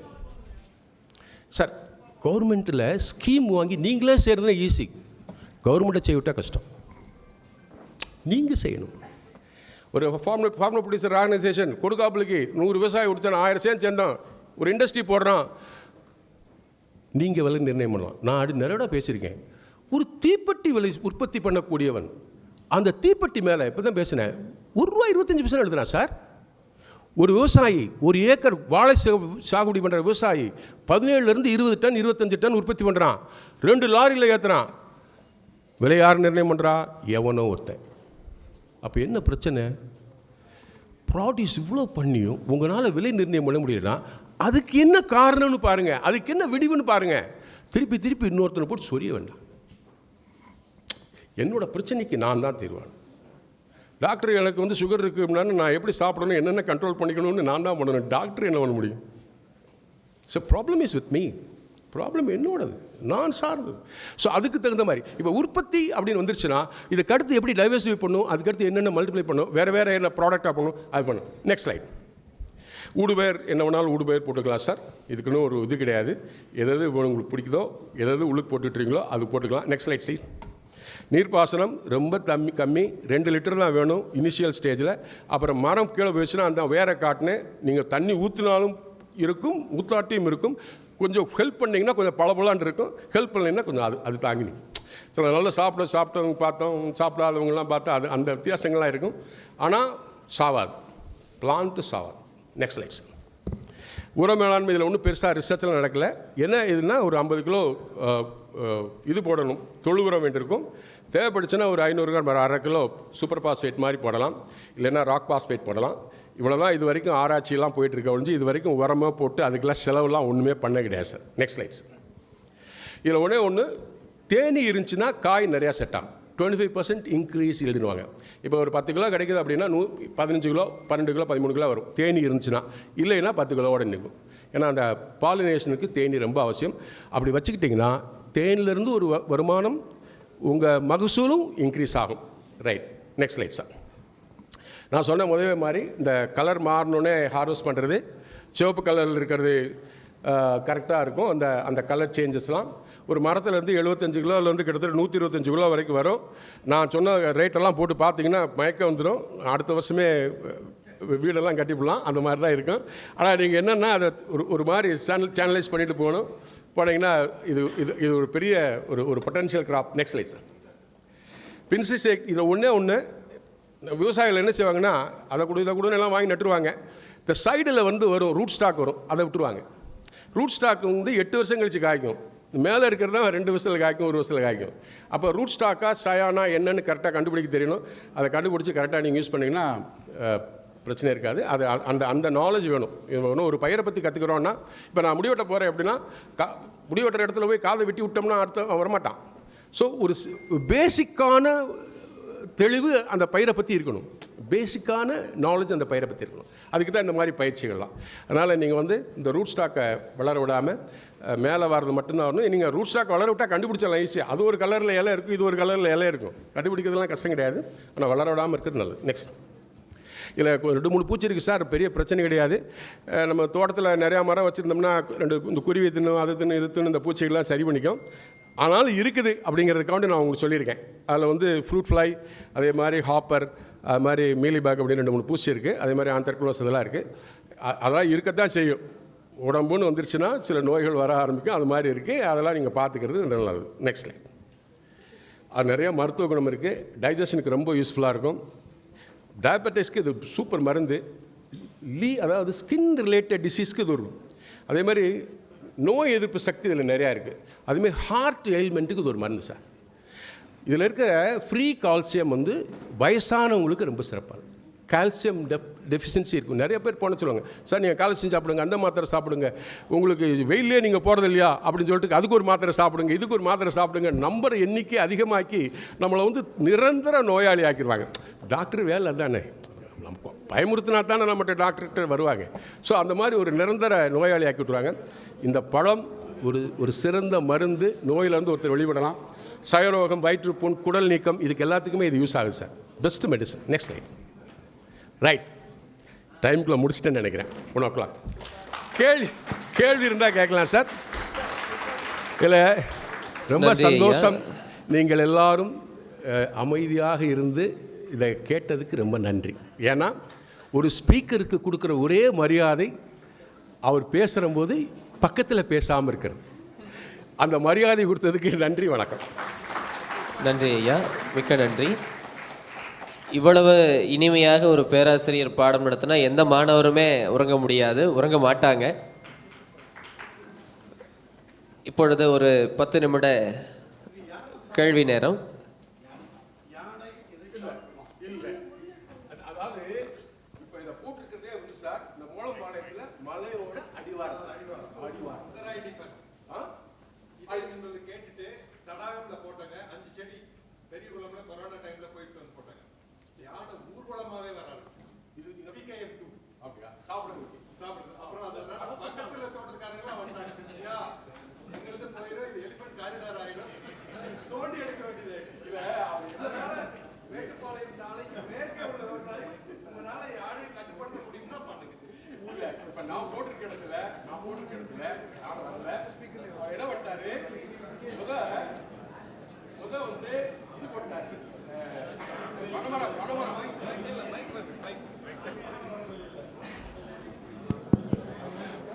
அதாவது இதில் சார் முள் நிறையா இருக்கும். இதில் முள் நிறையா இருக்கும். தானி பிளான்ட்டு இப்போ போட்டிருக்காரு. இது வரைக்கும் அது எலிஃபண்ட் காரிடார் தான், இது வரைக்கும் வரல. கொஞ்சம் கல்லெல்லாம் கட்டியிருக்காரு. சப்போஸ் இப்படி கொஞ்சம் க்ளோஸாக இருந்துச்சுன்னா நீங்கள் இன்னொன்று செய்யலாம். ஏன்னா எல்லாத்துக்குமே ஒரு வழி இருக்குது. இப்போது நீங்கள் அந்த யானை வர்ற வழியில் காரிசா கராண்டா ஒன்று இருக்குது, கலாக்கான் இருக்குது. கலாக்காய் நட்டிங்கன்னா யானை வராது. கலாக்காய் செக்கச்சவேன்னு இருக்கும். அதை எடுத்து ரைட். கலாக்காய் நீங்கள் பார்டரை போட்டிங்கன்னா கலாக்காய் போட்டால் வராது. எனக்கு தெரிஞ்ச வரைக்கும் இது வரைக்கும் வரல. 1000 மரம் இருக்குது, கிட்டத்தட்ட 2 டன் பழத்தை ஹார்வெஸ்ட் பண்ணியிருக்காரு. கிலோ 250 ஒரு டன் வந்து 2.5 லட்சத்துக்கு விற்றுருக்காரு. இது வரைக்கும் பிரச்சனை இல்லை. அதனால் நீங்கள் ஏதாவது வந்துருச்சுன்னா அப்படி போகலாம். இன்னொன்று அவர் என்ன செஞ்சாருன்னா, நெருக்கி பனைமரத்தை நட்டுட்டார். அது வளர்ந்துருச்சுன்னா பனைமரத்தில் தாண்டி யானை வர்றது ரொம்ப கஷ்டம். அப்புறம் இந்த வேலி இருக்குது, உங்களுக்கு எலக்ட்ரிக்கல் ஃபென்சிங் இருக்குது. பட் ஒன்று மட்டும் இல்லாமல் ரொம்ப நாள் ஆயிடுச்சு சார் சொல்கிறேன். Right right. நன்றி ஐயா.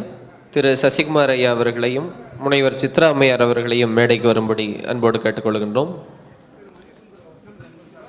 அனைவரின் சார்பிலும் திரு மணிசுந்தர் ஐயா அவர்கள் வினாக்களை வழங்க இருக்கின்றார்கள். வேறு யாருக்காவது வினாக்கள் இருந்தால் உணவு இடைவேளை நேரத்தில் இங்கே நம்மிடத்திலே அந்த வினாக்களை பதிவு செய்தால் அதையும் ஐயா அவர்கள் கேட்டு உங்களுக்கான விளக்கத்தை பெற்றுத் தருவார் என்பதை தெரிவித்துக் கொள்கின்றோம். என்னோடய ஃபோன் நம்பர் கேட்டிங்கன்னா, ஆக்சுவலி நான் வந்து என்னோடய ஸ்பெஷலைசேஷன் வந்து மேங்கோ, பனானா, பப்பாயா, கோவா, இந்த 4 கிராப்பில் நான் ஒர்க் பண்ணியிருக்கேன். ஒரு 25 ஸ்டூடெண்ட்ஸை கைட் பண்ணியிருக்கேன். இதில் பல நேரங்களில் நாங்கள் கைட் பண்ண ஸ்டூடெண்ட்ஸ்கிட்டருந்து கிடைக்கிறதா. இப்போ ஆராய்ச்சி அப்படிங்கிறது வந்து அட்மினிஸ்ட்ரேஷனுக்குள்ளே போனால் கஷ்டம். கிட்டத்தட்ட என்னோடய மொத்த சர்வீஸில் 18-20 வருஷம் வந்து அட்மினிஸ்ட்ரேஷன்லேயே இருந்தேன். அப்போ எனக்கு வருத்தமாக இருக்கும், என்னோட ஆராய்ச்சியை டைரெக்டாக பண்ண முடியலையே, நம்மளால் ஃபீல்டுக்குள்ளே இருக்க முடியலேன்ட்டு. அதை என் மாணவர்கள் தீர்த்து வைத்தார்கள். அவன் ரிசர்ச் பண்ணுவான், அவன் என்னை வந்து ஃபீட் பண்ணுவான். இது அது நேற்று ஒரு ஸ்டூடெண்ட் வந்து சொன்னான், ப்ரோஹெக்சிடைன் அப்படிங்கிறது மேங்கோவில் பெஸ்ட்டு ப்ராடக்ட் சார், சூப்பராக பூ பூக்குது சார்ன்றான். ஸோ இது வந்து ஒரு வாத்தியாராக இருக்கிறதுக்கூடிய ஒரு பெரிய அட்வான்டேஜ் வந்து எங்களுக்கு வந்து அந்த தகவல்கள் தொடர்ந்து வந்துக்கிட்டு இருக்குது. அதை உங்கள்கிட்ட கொண்டு போய் சேர்க்கறதுக்கும் வாய்ப்பு இருக்குது. Sir phone number 9442076437 9442076437. நன்றி சார். நான் வந்து பாலமோகன் சார்கிட்ட வந்து இந்த புளி வேம்பு வந்து ஆல்ரெடி லிஸ்ட் பண்ணிட்டோம். வறட்சி தாங்கி வளர்கிற மரம் ஆப்ஷன்ஸை டிஸ்கஸ் பண்ணோம். அப்போ பாலமோகன் சார் சொன்னார், 3 காரணங்களை லிஸ்ட் பண்ணார். கொடுக்கா புளி பற்றி நான் ஆத்மார்த்தமாக பேச முடியும். அதுக்கு 3 காரணங்களை சொன்னார். 1 வறட்சியில் வரும், வளமில்லாத மண்ணில் வரும். 1 நல்ல விலை கிடைக்குது, விவசாயிக்கு லாபகரமாக இருக்கும். நியூட்ரிஷன் இன்க்ளூடிங் பெரியவங்களுக்கு இந்த மூட்டு வலி வர்றதெல்லாம் கால்சியம் டெஃபிஷியன்சியால் அப்சார்பபிள் ஃபார்மில் கால்சியம் இருக்குது. ஸோ நியூட்ரிஷன் சாப்பிட்றவங்களுக்கு நல்லது, விவசாயிக்கு லாபகரமாக இருக்குது, சுற்றுச்சூழலுக்கு நல்லது. ஏன்னா கிரவுண்ட் வாட்டரை எக்ஸ்ப்ளாய்ட் பண்ணல. இதே வார்த்தையை தான் சொன்னார். ஆத்மார்த்தமாக பேசுவேன் வந்தோன்னா கொடுக்கா புளி டாபிக் கொடுத்தான்னாரு. ரொம்ப நன்றிங்க சார், மிக அருமையாக பேசுனீங்க சார். உங்களுக்கு ஒரு 2-3 கேள்வி. இதுக்கு இரிகேஷன் நீர் பாய்ச்சுதலுக்கு வந்து சொட்டு நீர் அமைக்கணுமா, என்ன செய்யணும்? இப்போது உங்கள் ஏரியாவில் ரெயின்ஃபால் அப்படிங்கிறத ஒரு இது வேணும்.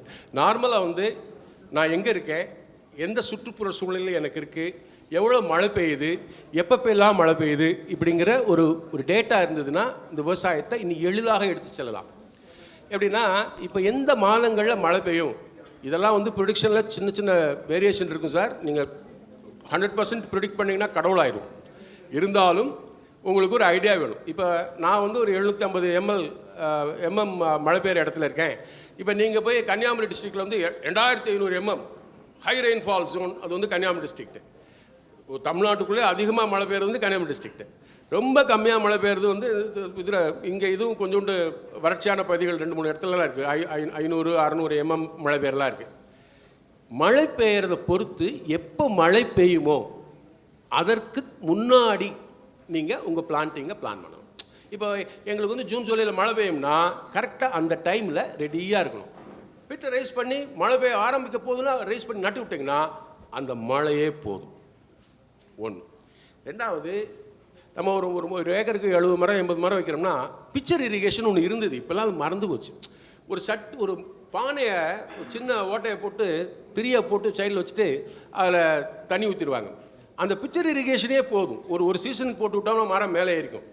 என்ன ஒரு பிரச்சனை, பிக்சர் இரிகேஷன் போட்டால் நிறைய பேர் சொல்லுவாங்க சார் அதுக்குள்ளே போய் பாம்பு படுத்துக்குதுன்னு வாங்க. கழுதை அது இருக்கிற இடத்துல நம்ம இருந்துக்கிட்டு நம்ம போய் அது பாம்பு படுக்குது படுக்கலைன்னா என்ன பண்ண முடியும்? பாம்பு இருக்கிற இடத்துல நாம் இருக்கோம், அதனோட ஹேபிட்டேட்டில் நம்ம தான் இருக்கோம். அதை போய் போக சொல்லு இப்படி சொல்கிறது. அப்போ அந்த மாதிரி பண்ணலாம். இல்லை அப்படின்னா எனக்கு தெரிஞ்சு சார், நீங்கள் நம்ப மாட்டீங்க, இந்த மருதமலை பக்கத்தில் ஒரு 1/2 ஏக்கரில் வாட்டர் மில்லான்னு போட்டிருந்தாங்க. அப்போ நம்ம போய் பார்த்தேன், எங்கடா இதுக்கு தண்ணி எப்படிடா நான் பார்க்குறேன். ஒரு சின்ன பிள்ளை இடுப்பில் குடத்தை வச்சுக்கிட்டு ஒரு குடத்துலேருந்து செம்பில் எடுத்து ஊற்றிக்கிட்டு இருந்துச்சு சார்.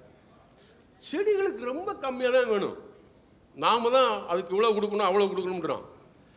அதாவது இன்றைக்கு விவசாயத்தை கற்றுக் கொடுக்கக்கூடிய நாடு இஸ்ரேல். அந்த இஸ்ரேலில் கடல் வற்றி போய்விட்டது. டெசர்ட் சீ இருக்கிற ஒரே இடம் இஸ்ரேல். அவன் தான் நமக்கு தண்ணியை எப்படா பயன்படுத்துன்னு சொல்லி இம்புட்டு இது இருக்குது அது இருக்குது இது இருக்குது. நமக்கு சர்ப்ளஸில் இருந்துட்டோம் சார். நம்ம வாட்டரை எப்படி யூஸ் பண்ணுறதுன்னு நமக்கு தெரியாது. நிறைய பேசுகிறோம், ப்ராக்டிக்கலாக செய்ய மாட்டோம். டெசர்ட் அது வத்தி போன கடல் இருந்த இடம். அவன் எனக்கு சொல்லித்தான் நான் எப்படா தண்ணி போட்டு குடிக்கிறது. ஸோ நான் பேசிக்காக நீங்கள் மழைக்கு முன்னாடி நட்டு விட்டுட்டிங்கன்னா பிரச்சனை இல்லை. என்ன அப்படின்னா மரம் ரொம்ப சிறுசாகவும் ரொம்ப பெருசாகவும் இருக்கக்கூடாது. ரொம்ப பெருசாகிடுச்சுன்னா பவர் பவுண்ட் கண்டிஷன் வந்துடும், வேறு சுற்றிக்கும். சிறுசாக இருந்துச்சுன்னா நம்பர் ஆஃப் ரூட்ஸ் ரொம்ப கம்மியாக இருக்கும். ஒவ்வொரு பிளான்ட்டுக்கும் ஒரு ஆப்டிமம் நம்பர் ஆஃப் ரூட்ஸ் இருக்கும். ஒரு வாழை மரம் எடுத்துக்கிட்டிங்கன்னா 600 வேர் இருக்கும், தென்னை மரம் எடுத்துக்கிட்டிங்கன்னா 7000 வேர் இருக்கும். ஸோ ஒவ்வொன்றுக்கும் ஒரு இருக்குது. இதை கரெக்டாக ஃபைனலைஸ் இது பண்ணி கரெக்டான பிளான்ட்டை நட்டுட்டிங்கன்னா போகும். இப்போ நீங்கள் மகாராஷ்டிரா போனீங்கன்னு வச்சிங்களேன், நட்டுட்டு மேலே ஒரு சின்ன ஷேட் நட் போட்டிருப்பான் சார். நல்லா பார்த்து பயந்துட்டேன். ஷேட் நட் இருக்கும் சார். என்னடா அப்படிங்கிறேன், ரொம்ப வெயில் இதாக இருக்கும், விலை காஞ்சி போகணும். ஸோ எப்படி அது என்னன்னா மொத்தம் 60 பிளான்ட் 70 பிளான்ட்டு காப்பாற்ற முடியாதா? நம்மளால் விட்டுட்டு மழை பெஞ்சா வரட்டும், இல்லைன்னா செத்து போட்டுன்னா ஒன்றுமே பண்ணும் சார். தண்ணி இரிகேஷன் வசதி இருக்குது, சொட்டு நீர் போட்டிருக்கோம் அப்படின்னா தொடர்ந்து விட்டுறலாங்களா? ஒரு வருஷம் போட்டு ரொம்ப விட்டிங்கன்னா மரம் மதன்னு வரும். அதாவது எப்படின்னா காய்ச்சலும் பாய்ச்சலும் சொல்லி தான் அதுதான் பெஸ்ட் அக்ரிகல்ச்சர். நீங்கள் எத்தனை பேர் இதை ப்ராக்டிஸ் பண்ணுறாங்க? அதாவது சார் ஓவராக விட்டுட்டிங்கன்னா மரம் வெஜிடேட்டிவ் க்ரோத் எனார்மஸாக போயிடும். அப்புறம் அந்த ஃப்ளவர் வர்ற டெண்டன்சி போயிடும். அப்போ என்ன செய்வாங்கன்னா காய்ச்சலும் பாய்ச்சலும் அது வரல விட்டு எடுப்பாங்க. அந்த மாதிரி தண்ணி ஒரு நாளைக்கு ஆரம்ப காலத்தில் 2லேருந்து 3 லிட்டர் தான் வேண்டியிருக்கும். அதாவது எஸ்டாப்ளிஷ் பண்ணுற வரைக்கும். ஒன்ஸ் வேறு 3 அடிக்கு கீழே போயிடுச்சுன்னு வச்சிங்கன்னா நீங்கள் விட்டால் சந்தோஷமாக இருக்கும், விடலைனாலும் சந்தோஷமாக இருக்கும். சார் நன்றிங்க சார். 2 அடி 3 அடிக்கு போதும் சார். நீங்கள் எப்படின்னா குழி எப்படின்னா நல்ல பொலபொலான்னு இருக்க மண்ணுன்னா 2 அடி போதும், 1 அடி 2 அடி போதும். கொஞ்சம் களியாக இருக்குன்னு வச்சுங்களேன், கொஞ்சம் பெருசாக வேணும். ஏன்னா அந்த களிமண்ணில் இது வேறு இறங்குறதுக்கு கொஞ்சம் கஷ்டப்படும். இது யூனிவர்சலே கிடையாது. நீங்களே பார்த்தா தெரியும், இந்த மண் ரொம்ப கெட்டியாக இருக்குது அப்படின்னா கொஞ்சம் குழி கொஞ்சம் அகலமாக போட்டுக்கணும். பொலபொலான்னு இருக்குன்னு வச்சுங்களேன், மம்பட்டி வெட்டு நட்டாலே வந்துடும் சார். களிமண்ணோட குப்பையை போட்டிங்கன்னா தண்ணியை பிடிச்சி வச்சுக்கணும். அதாவது இந்த இயற்கை விவசாயிகளுக்கு ஒரே ஒரு பாயிண்ட்டு, இயற்கை விவசாயம் எப்போ நல்லா இருக்குன்னு தெரியுமா? உங்களோட சாயிலில் இருக்கக்கூடிய கார்பன் கண்டென்ட் 2 இருக்குன்னு வச்சுங்க, ஒன்றும் பண்ண வேண்டாம், நல்லா வந்துடும். உங்களோட சாயில் கார்பன் கண்டென்ட் 0.2 இருக்குன்னு வச்சிங்களேன், சாலைகளும் வராது. அதாவது ஒரு திடகாத்திரமானவனை ஓட விடலாம் ஒலிம்பிக்கில், அவன் நோஞ்சான், அவனை கொண்டு போய் ஒலிம்பிக்கில் விட்டான். நம்ம ஆர்கானிக் பண்ணுற நிறையா பேர் நோஞ்சான ஓட விடுவாங்க. ஆர்கானிக் கண்டென்ட்னு இருக்கிறது 100 கிலோவில் 2 kilo carbon content organic carbon இருந்துச்சுன்னா ஒரு பிரச்சனை இருக்காது சார். தொடர்ந்து நாங்கள் உழவே தலையில் வர்ற வெவ்வேறு ஒவ்வொரு இதுலேயும் அமர்வுகளில் தொடர்ந்து சொல்லிட்டு வர்றது, ஆர்கானிக் கார்பன்கிற அங்கக கரிமம் 1.5-2 விழுக்காடு கொண்டு வர்றதில் கவனம் செலுத்தினோம்னா அதுதான் அடிப்படை இயற்கை விவசாயத்துக்கு. வேறு என்ன தலைகீழாக புரண்டோம்னாலும் விதவுட் ஆர்கானிக் கார்பன் ஒன்று நியூட்ரிஷனை பிடிச்சு வைக்கிற கெப்பாசிட்டி மண்ணுக்கு இருக்காது, ஈரத்தை பிடிச்சு வைக்க முடியாது, நுண்ணுயிர் வாழ்றதுக்கே ஏதுவாக இருக்காது. இது 3ஐயும் ஃபெசிலிட்டேட் பண்ணால் தான் இயற்கை விவசாயம் வயபிளாக இருக்கும்.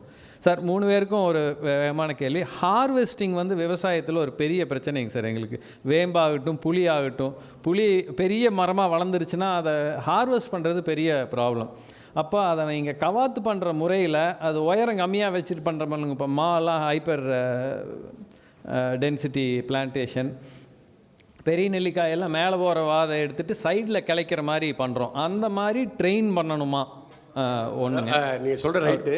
நார்மலாக நான் ஹெல்ப் பண்ணுற இல்லை நான் கன்சல்டன்சி கொடுக்குற மாதிரி இருக்கிறது 8 அடிக்கு மேலே மரத்தை விட மாட்டேன். ஏன் 8 அடிக்கு மேலே விட மாட்டோம்னா, நீங்கள் யூஸ் பண்ணுற மிஷின்ஸ் இருக்குது பார்த்தீங்களா, ஸ்ப்ரேயர்லேருந்து, உங்கள் ஸ்ப்ரேயர் தான் உங்கள் பிளான்ட்டோட அந்த ஹைட்டை டிசைட் பண்ணணும். உங்கள் ஸ்ப்ரேயர் அடிக்கிறது எவ்வளோ தூரத்துக்கு கரெக்டாக கொண்டு போய் அடித்து ஃபுல்லாக கம்ப்ளீட்டாக கவர் பண்ணுமோ அந்த ஹைட்டு தான். இப்போ என்னோடய ஸ்ப்ரேயர் 5 அடிக்கு தானே 5 அடி தான் ரைட்டு, என்னோடய ஸ்ப்ரேயர் 8 அடிக்கு போடணும் 8 அடி ரைட்டு. நீங்கள் செய்யக்கூடிய ஆப்ரேஷன்ஸ் உங்களுக்கு எந்த ஹைட்டில் உங்களுக்கு அதாவது கம்ப்ளீட்டாக செஞ்சுருவீங்க, 100% பண்ண முடியுமோ அது ஹைட்டு. இப்போ நான் காட்டின படம் போட்டு காட்டினேன், அவருக்கு 8 அடி, அவரோட ஸ்ப்ரேயர் 8 அடி, அவர் 8 அடியிலேயே கட் பண்ணி மெயின்டைன் பண்ணுறாரு.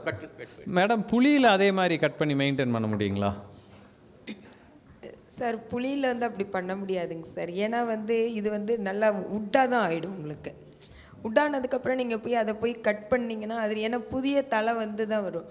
அது நான் சொல்கிற மாதிரி அந்த காஞ்ச இது அந்த கிறிஸ்கிராஸாக வர்ற அந்த பிரான்ச்சஸ்ஸு அதை தான் ரிமூவ் பண்ணணுமே ஒழிஞ்சு அதை நாங்கள் ட்ரை பண்ண இது ஒரு ஸ்டூடெண்ட்டுக்கு கொடுத்து பண்ணோம், ஆனால் அது சக்ஸஸ் ஆகலைங்க. அதில் சரிங்க. சசிகுமார், நீங்கள் வேப்பெண்ணெய் இப்போ நாங்கள் அங்கங்கே இருக்கிற மரத்தில் போய் பொறுக்கிறது வயபிள் இல்லை இன்றைக்கி இருக்கிற லேபர் காஸ்ட்டுக்கு. அவங்க அதை பொறுக்கி அவங்களுக்கு கிடைக்கிற வருமானத்தை விட கூலி வேலைக்கு போனால் கூடுதல் வருமானங்கிறதுனால தான் இன்றைக்கி சேகரிப்பு குறையிறதுக்கு இனி வர்ற காலத்தில் வாய்ப்பு இருக்குது. அப்போது என்னென்னலாம் வேம்பில் ஹார்வெஸ்ட் எடுக்கிற முறை இருக்குது? நீங்கள் சொல்லிட்டு இருந்தீங்க 3 நாள் தான் ஒரு வருஷத்தில் போய் அவங்க ஹார்வெஸ்ட்டே எடுக்க வேண்டிய வரும்னு சொன்னீங்க, அதை பற்றி கொஞ்சம் சொல்லுங்களேன். அதாவதுங்க, வேம்பு வருஷம் முழுக்க நம்ம காய்க்க போகிறதில்ல. வருஷத்தில் ஒரே ஒரு மாதம்தான் அதுக்கு அந்த நல்லா பழுத்து உழுகிற ஸ்டேஜுக்கு வர்றது அந்த டைமில் மட்டும்தான். இப்போ குஜராத், உத்தரப்பிரதேஷ்லாம் பார்த்தீங்கன்னா அவங்க என்ன பண்ணுவாங்கன்னா, ஒரு டிராக்டரில் போவாங்க, மரத்துக்கடியில் நின்று அப்படியே உருவாங்க, உருவி மொத்தமாக அப்படியே டிராக்டரில் போட்டு கொண்டாந்து அப்படியே மண்டியில் போட்டுருவாங்க. அந்த மாதிரி அப்படின்னா அதுவே கூட கொஞ்சம் வேலை அதிகம்தான். இப்போ இதுவே நம்ம தோப்பாக இருக்கும்போது அந்த கலெக்ஷன் இது ரொம்ப ஈஸி. நீங்கள் தனித்தனியாக ஒவ்வொரு மரம் அங்கொன்று இங்கொன்று இருக்கும்போது தான் நம்ம போய் லெவோரியஸாக நம்ம பொறுக்கிறதா இருக்கும்.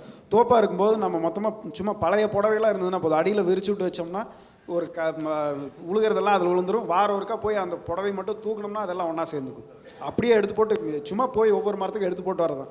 மொத்தமாக ஒரு 3 பேர் 4 பேர் இருந்தால் போதும், ஒரு 10 ஏக்கரையே அறுவடை எடுத்துடலாம். அந்த மாதிரி மொத்தமாக ஒரு வருஷத்துக்கு 3-4 தடவை போனால் போதும். அதுக்குமே இங்கே கோரமண்டலில் அந்த கலெக்ஷனுக்காக ஒரு சின்ன சின்ன டூல்ஸ் எல்லாம் பண்ணி கொடுத்துருக்காங்க, அதெல்லாம் பண்ணலாம். ரெண்டாவது, நீங்கள் காலையில் கேட்டப்பயே சொன்னீங்க அது ஏதாவது வெரைட்டி இருக்கா சக்ஸஸ்ஃபுல் இருக்காங்க. நிர்மலா கோத்தாரின்னு ஒரு மேடம் வேர்ல்ட் நீம் ஆர்கனைசேஷனில், அதான் காலையிலேயே சொன்னேன், பிரேசிலையும் பராகுவேலையும் சக்ஸஸ்ஃபுல்லாக நீம் ஃபார்மை டெவலப் பண்ணியிருக்காங்க. அவங்ககிட்ட நான் பேசினப்போ கன்சல்டன்சி நான் பண்ணிகிட்ருக்கேன், அது பண்ணியிருக்கலாம் சான்ஸ் இருக்குது அப்படின்னு சொல்லியிருக்காங்க. அதாவது இது நம்ம சின்ன சின்ன ஃபார்மர்ஸ்னால அது வயபிள் இல்லை. சார் சொன்ன மாதிரி ஒரு enthusiastic farmers well to do அவங்களால ஒரு 10 ஏக்கர் 5 ஏக்கர் இதுக்குன்னு ஒதுக்கி ட்ரையலாக பார்க்க முடியும். அப்படின்னா அவங்கள வச்சு நம்ம இங்கே ஒரு 4-5 பேர் அந்த மாதிரி சக்ஸஸ்ஃபுல்லாக ஃபார்ம் பண்ணிட்டோம்னா அதை ஃபாலோ பண்ணிவிட்டு எல்லோரும் பின்னாடி வந்துடுவாங்க. அவங்க எங்கே இருக்காங்க, அவங்களை எப்படி காண்டாக்ட் பண்ணுறது? உங்களை காண்டாக்ட் நான் அவங்க காண்டாக்ட் நம்பர் நான் தரேங்க. அதே மாதிரி இருக்காங்க. எந்த ஊர் அவங்க? நிர்மலா கோத்தாரி, அவங்க மகாராஷ்டிரா. ஓகே. விருதுநகர் பக்கத்தில் ஒரு 2-3 ஏக்கர் போட்டிருக்காங்க சார், இருக்குது. அவங்க யாரும் வெளியில் விருதுநகர் இல்லைங்க சார், கோரமண்டலில் போட்டிருக்காங்க. 400 ஏக்கர் போட்டிருந்தாங்க, அதில் ஈல்டு சரியாக வரல. இப்போ அவ்வளோ ஏரியா இல்லை, சின்ன சின்ன ஃபார்மர்ஸ்லாம் ஒரு 2 ஏக்கர் 3 ஏக்கரில் போட்டிருக்காங்க. என்ன வேணும்னா, சார் சொன்னதுனால சொல்கிறேன், இந்த திருச்சி பக்கத்தில் சுந்தரம் ஐயர்னு ஒருத்தர் இருக்கார் சார். அவர் எனக்கு ஒரு ஃபோட்டோ அனுப்புனார். அப்படியே கிளஸ்டர் பேரிங் சார், வேம்பு கிளஸ்டர் பேரிங்னா அப்படி ஒரு கிளஸ்டர் பேரிங். அப்போ நான் யார்கிட்ட சொல்கிறது அப்படின்னு கொஞ்சம் குழம்பிட்டேன். அப்போ ஈஷாவில் இந்த மாதிரி ஃப்ரீயாக போட்டு முன்னாடி ஃப்ரீயாக கொடுத்துட்டு இருந்தாங்க, இப்போ ஏதோ சார்ஜ் பண்ணுறாங்க, 2 ரூபாயோ 3 ரூபாயோ பண்ணுறாங்க. கூட்டிட்டாங்களா சார்? 5 ரூபா வரைக்கும் கூப்பிட்டாங்க எனக்கு, 5 ரூபா. அப்போ அவருக்கு ஃபோன் பண்ணி இந்த பிளான்ட்டை போய் பாருங்கள், உண்மையாக அதாவது ஃபோட்டோஸ் எல்லாம் பார்த்தா சூப்பராக இருந்தது. அது அப்படி இருந்ததுன்னா நீங்கள் அதை, ஏன்னா மேடம் சொன்ன மாதிரி 10 வருஷம் ஆகும்னு வச்சிங்களேன், அதுக்குள்ளே நம்ம ஜென்ரேஷன்லாம் முடிஞ்சு இன்னொரு ஜென்ரேஷன் வந்துடும். ஸோ அதை போய் பார்த்துட்டு வாங்க அப்படின்னே. இப்போ அவங்க அங்கேருந்து எடுத்து கொடுக்குறாங்க. என்ன அப்படின்னா, இந்த மாதிரியான க்ராப்பில் இருக்கக்கூடிய அந்த இன்வெஸ்டர்ஸ், இவங்க என்டர்பிரினர்ஸ்லாம் அதையும் சேர்த்து இழுத்துட்டு போகணும். அப்படி இழுத்துட்டு போனீங்கன்னா முடியும். நான் சுந்தரம் சாரோட நம்பர் கொடுக்குறேன், நீங்கள் போய் பாருங்கள். என்னென்னா சில சமயத்தில் அரசு அப்படி இப்படின்னா, நான் ஒரு தடவை ஒரு சின்ன பாயிண்ட் மட்டும் பாருங்கள். கிரேப்ஸில் என்னை வந்து ரிசர்ச் பண்ண சொன்னாங்க. அப்போ நான் வந்து கவர்மெண்ட்டுக்கு எழுதினேன். நான் அப்போ ஹெட் ஆஃப் டிபார்ட்மெண்ட் ஃப்ரூட்ஸில் இருக்கும்போது அப்போ ஒன்று சொன்னாங்க, கிரேப்ஸில் இங்கெல்லாம் பண்ண முடியாதுங்க, எவ்வளோ ஏரியா இருக்குன்னு கேட்டாங்க. ஏரியா வந்து என்னென்னா ரொம்ப நெக்லிஜிபிள். அது வந்து மேங்கோவோட கம்பேர் பண்ணும்போது 0.1%, 2% கூட இல்லை. நீங்கள் எதுக்கு அதை ஆராய்ச்சி பண்ணுறீங்க, எதுக்கு காசு கேட்குறீங்கன்னாங்க. சில சமயங்களில் இந்த மாதிரி பயிரை அடுத்த இடத்துக்கு கொண்டு போகணும்னா பல்கலைக்கழகமோ கவர்மெண்ட்டோ வராது. ஏன்னா அவங்களுக்கு இந்த ஏரியா அதுக்கெல்லாம் ஒரு இன்ஹிபிஷன் இருக்கும் சார். நான் சொல்கிறது உங்களுக்கு புரியும்னு நினைக்கிறேன். 100 பேருக்கு ஒன்று செய்ய முடியும் வரைக்கும் இல்லை. வேம்பு பொறுத்த வரைக்கும் அதில் இருக்கிற பொட்டன்ஷியல் நம்மளுக்கு தெரியறதுனால நான் என்ன சொல்கிறேன்னா, அதை வந்து நீங்கள் இனிஷியேட் பண்ணிங்கன்னா கவர்மெண்ட்டு சேர்ந்து வரும். நான் வந்து நான் இன்னும் பல்கலைக்கழகத்திலேருந்து வந்ததுனால சபை கட்டுறேன்னு நினச்சிடாங்க. நான் ரிட்டையர்ட் ஆகிட்டேன். என்ன ஒன்றுனா பேசிக்காக வந்து சிலதெல்லாம் வந்து சார் நான் தான் சொல்லுவேன். நான் இப்போ பல்ட்டி அடிக்கணும்னு வச்சுக்கோங்க சார். இந்த இப்போ கிரிக்கெட்டில் பல்ட்டி அடித்தா ரிஷப் பந்த் 100 அடிச்சுன்னு ஒரு பல்ட்டி அடித்தா ரொம்ப சந்தோஷமாக இருந்தது. அதை நான் அடிக்கணும்னா நான் தான் சார் பல்ட்டி அடிக்கணும். அதுக்கு ஏன் கை வேணும், அவன் கை அவன் பல்ட்டி அடிக்கிறான். சரி, இப்போ நீங்கள் அடிக்கணும்னா I just leave it. Sir இன்னொரு கேள்விங்க. அதாவது ஒரு நிமிஷம். இப்போ கோகனட் டெவலப்மெண்ட் போர்டு இருக்குது. கோகனட் டெவலப்மெண்ட் போர்டு யூனிவர்சிட்டி சேர்ந்து நெட்டக்குட்டை கிராஸ் வெரைட்டி எல்லாம் தயாரித்து திருச்சியிலேருந்து விவசாயிகளுக்கே சப்ளை பண்ணுறாங்க. ஏன் பண்ணுறாங்க? அந்த கிராப்புக்கு மட்டும் ஏன் அப்படி அது ஒரு இம்பார்ட்டன்ஸ் கிடைக்கிது, நீமுக்கு ஏன் அது கிடைக்கக்கூடாது? அதுக்கு இன்றைக்கி விவசாயிங்களுக்கும் தேவை, கவர்மெண்ட்டுக்கும் தேவை, என்விரான்மெண்ட்டுக்கும் தேவை. இவ்வளோ பொட்டன்ஷியல் இருக்கிற ஒரு கிராப்பு இன்னும் நீங்கள் 5 மடங்கு இப்போ இருக்கிற கலெக்ஷனோட வந்தாலும் நாங்கள் எங்கள் அசோசியேஷன்லேருந்து நாங்கள் கேரண்டி பண்ணி சொல்கிறோம், அவங்களுக்கு விவசாயிங்களுக்கு தென்னை மரத்தில் இருந்து வர்றதை விட நல்ல ஒரு இன்கம் கொடுக்க முடியும்னு நாங்கள் இண்டஸ்ட்ரி கேரண்டி கொடுக்குறோம். அப்படி இருக்கும்போது அதுக்காக ஏன் கொஞ்சம் ரிசர்ச் பண்ணக்கூடாதுங்கிறத எங்களோட ஒரு தாழ்மையான கேள்வி. கண்டிப்பாக அதுக்காக வேலை செய்யலாம். அது ஒரு வேர்ல்ட் நீம் ஆர்கனைசேஷன் வந்து அவங்க வந்து ஒரு இண்டிவிஜுவல் என்ஜிஓ, அவங்க வந்து கன்சல்டன்சி கொடுத்து அதை வந்து சக்ஸஸ்ஃபுல் ஃபார்ம் டெவலப் பண்ணி கொடுக்கும்போது கவர்மெண்ட் தாராளமாக பண்ணி கொடுக்கலாம். என்னோட ஆசை நீம் டெவலப்மெண்ட் போர்டுன்னு ஒன்று வரணும். அதில் வந்து குஜராத்தில் வந்து ராஜீவ்குமார் குப்தா அவர் வந்து ரொம்ப சக்ஸஸ்ஃபுல்லாக அந்த ஸ்டேட்டு ஃபுல்லாக சப்ளை செயின் மேனேஜ் பண்ணி self help group, cooperative society வச்சு ரெடி பண்ணி அந்த சப்ளை செயினை ஒருங்கிணைச்சு கொடுத்தாரு. அந்த மாதிரி அவரை வந்து டெவலப்மெண்ட் போர்டுக்கு ஒரு ஸ்டேட் கண்ட்ரி லெவல் பிரசிடெண்ட்டாக போட்டு பண்ணி கொடுத்தாங்கன்னா இது ரொம்ப பெரிய மோட்டிவேஷனாக இருக்கும். இது மாதிரி சின்ன சின்ன கிராப்புக்கெல்லாம் வந்து எங்களை மாதிரி இண்டஸ்ட்ரியில் ஒரு சிங்கிள் பர்சன்லாம் வந்து நேஷன் ஃபுல்லாக எடுத்து நகர்த்த முடியாது. அதுக்கெல்லாம் வந்து கண்டிப்பாக கவர்மெண்ட்டோட சப்போர்ட் வேணும். கண்டிப்பாக எல்லோரும் சேர்ந்து பண்ணலாம். நம்ம இந்திய தொழில் வர்த்தக தலைவர் ராஜேஷ் அவங்ககிட்ட பேசிகிட்டு இருந்தோம். கமிட்டியில் பேசும்போது கூட அவங்க இதுக்கு ஒரு டிராஃப்ட் பண்ணி கொடுங்க, அரசுக்கும் பல்கலைக்கழகத்துக்கும் கோரிக்கை வைக்கலான்னு சொல்லியிருக்காங்க. வேகமாக 2 கேள்விங்க இன்னும். ஒன்று வந்து சார் ஹைபிரிட் கொடுக்கா புளி வந்து எங்கே கிடைக்குங்க? பெரியகுளம் தான். ரெண்டுமே செலெக்ஷன், ஹைபிரிட் கிடையாது. இப்போ நான் இது வந்து அவுட் ஆஃப் ஒட்டு இல்லையாங்க சார், அது விதையிலேருந்து வர்றதானா சார்? எப்படின்னா ஃபஸ்ட்டு வந்து செலெக்ஷன் வாங்க. இப்போ தமிழ்நாடு முழுசு சுற்றுறது எது நல்லா இருக்கோ அதனுடைய பெர்ஃபார்மன்ஸை ஒரு 2-3 வருஷம் பார்க்குறது. கண்டினியூஸாக பெர்ஃபார்ம் பண்ணுதுன்னா அதை ஐடென்டிஃபை பண்ணி இதுக்கு பேர் செலெக்ஷன் அப்படிலாம். இந்த செலெக்ஷன்லேருந்து குச்சி எடுத்து கிராஃப்ட் பண்ணி கொடுக்கறது. இது வந்து கிராஃப்டட் பிளான்ட். ஆனால் ஒரு மதர் பிளான்ட் ஒன்று இருக்கும், அந்த பிளான்ட் மாதிரியும் வரும். ஆனால் எப்படி வரும்னா அதே என்விரான்மெண்ட்டில் அந்த பெர்ஃபார்மன்ஸ் இருக்கும். இப்போ கொஞ்சம் என்விரான்மெண்ட் மாறுதுன்னா கொஞ்சம் கம்மியாகவோ கூடவோ கம்யூனிக் நல்லா இருந்தால் அப்படி வரும். ஆனால் அது வந்து அதோட அது ஒரு ஜெனட்டிக் மேக்கப் மாறாது. ஜெனட்டிக் என்ன மெட்டீரியல் அதே அப்படியே இருக்கும். ஃபீனோடைபிக்னு சொல்லுவாங்க. அந்த என்விரான்மெண்ட்டோட சேஞ்சு அதை இன்ஃப்ளூயன்ஸ் பண்ணும். இப்போ நல்ல இடத்துல வளர்றது குழந்தைக்கும் கஷ்டம், அந்த இன்ஃப்ளூயன்ஸ் இருக்கும். இது ஒன்று. அப்படி 2 வெரைட்டி இருக்குது, பெரிய உலகத்தில் கிடைக்குது. இப்போது இதெல்லாம் தாண்டி இப்போ நம்ம பல்லடத்தில் ஒரு சூப்பர் மரம் இருக்குதுன்னு வச்சிங்களேன், நீங்களே மல்டிப்ளை பண்ணி எடுத்துக்கலாம். அதுக்கு என்ன செய்யணும்னா நீங்களே பிளான்ட்டை வாங்கி சீட்லிங்ஸ் ரைஸ் பண்ணிவிட்டு இந்த பிளான்ட்டில் ஒட்டி கொடு, எனக்கு இது போதும் பண்ணிக்கலாம். நான் எல்லாத்துக்குமே நம்ம யூனிவர்சிட்டிக்கு தான் போகணும்லாம் கிடையாது. ஒரு பெஸ்ட் பிளான்ட் உங்களுக்கு வந்துருக்கு. என்ன பக்கத்தில் இருந்த ஒரு வாழை எங்களுக்கு ஒரு கான்ஃபிடன்ஸ் வரும். நம்ம யூனிவர்சிட்டினா நீ ஏன்னா இது வளர்த்தி 5 வருஷம் கழிச்சு கண்டுபிடிச்சோம்னு வச்சுக்கோங்க. நிறைய மாறிடுச்சு. சரி, நீங்கள் மல்டிப்ளை பண்ணுறதுன்னா இதுக்குன்னு ஒரு டீமே இருக்காங்க. ஒரு டீமே இருக்கு. அவனை கூப்பிட்டு வந்து போடுற அதை கட்டி கொடுத்துருவோம் சார்.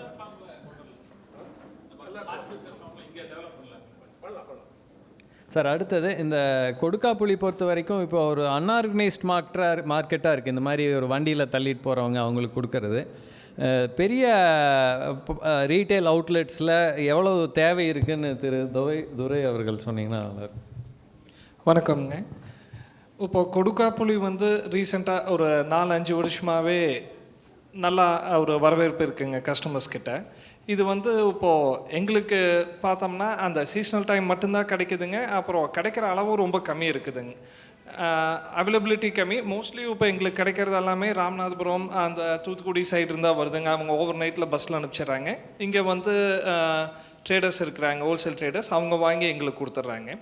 லைக் திஸ் அவங்க வந்து மேஜராக வந்து இப்போது சென்னையிலையும் பெங்களூர்லேயும் நிறையா டிமாண்ட் இருக்குது. பட் அதுக்கெல்லாம் எங்களால் அனுப்ப முடியலைங்கிற மாதிரி தான் சொல்கிறாங்க. ஃபார் எக்ஸாம்பிள் நவாப்பழம் எடுத்துட்டாங்க. நவாப்பழம் இஸ் அ சீசனல் ஃப்ரூட்டுங்க. மோஸ்ட்லி இந்த நவாப்பழம் பண்ணுற வியாபாரிகள் வந்து நவாப்பழம் வர்றதுக்கு முன்னாடி கொடுக்காப்புளி பண்ணுறாங்க. கொடுக்காப்புளியில் இன்னொரு அட்வான்டேஜ் என்ன, ஷெல்ஃப் லைஃபுங்க. நவாப்பழமெல்லாம் ஒரே நாளில் அது வந்து யூஸ் பண்ணி ஆகணுங்க கன்செப்ஷனு. கொடுக்காப்புளி 2-3 நாள் இருந்தாலும் கூட அந்த அளவுக்கு கெடுறது இல்லைங்க. Demand is high with the கஸ்டமர்ஸுங்க. ஆமாங்க. விலையும் ஐயா சொன்ன மாதிரி the wholesale price somewhere prevailing around 200 to 250. ஆமாங்க, அப்படி போயிட்டுருக்குங்க. ரீட்டெயில் வந்து இட் டிபெண்ட்ஸுங்க. From 300 to 350 is what we செல்லுங்க. ஆமாங்க, depending upon the crop and டைமுங்க. ஆமாங்க. நாங்கள் இப்போது ஒரு விவசாயியாக இருந்து கொடுக்காப்புளியை மகசூல் பண்ணுறோம். அதை கொண்டு வந்து யார்கிட்ட கொடுக்க முடியும்? ஏன்னா இது ஆப்பிள், ஆரஞ்சு, வாழை அந்த மாதிரி இல்லாமல் இந்த ரோட்டில் மொத்தம் இருக்கிறனாலே நிறைய பேத்துக்கு இந்த பயம் இருக்குது. உங்களை மாதிரி ஆட்கள் வாங்கிக்குவாங்களா? அதுதான் கேள்வியோட சாரம். ஷியோருங்க.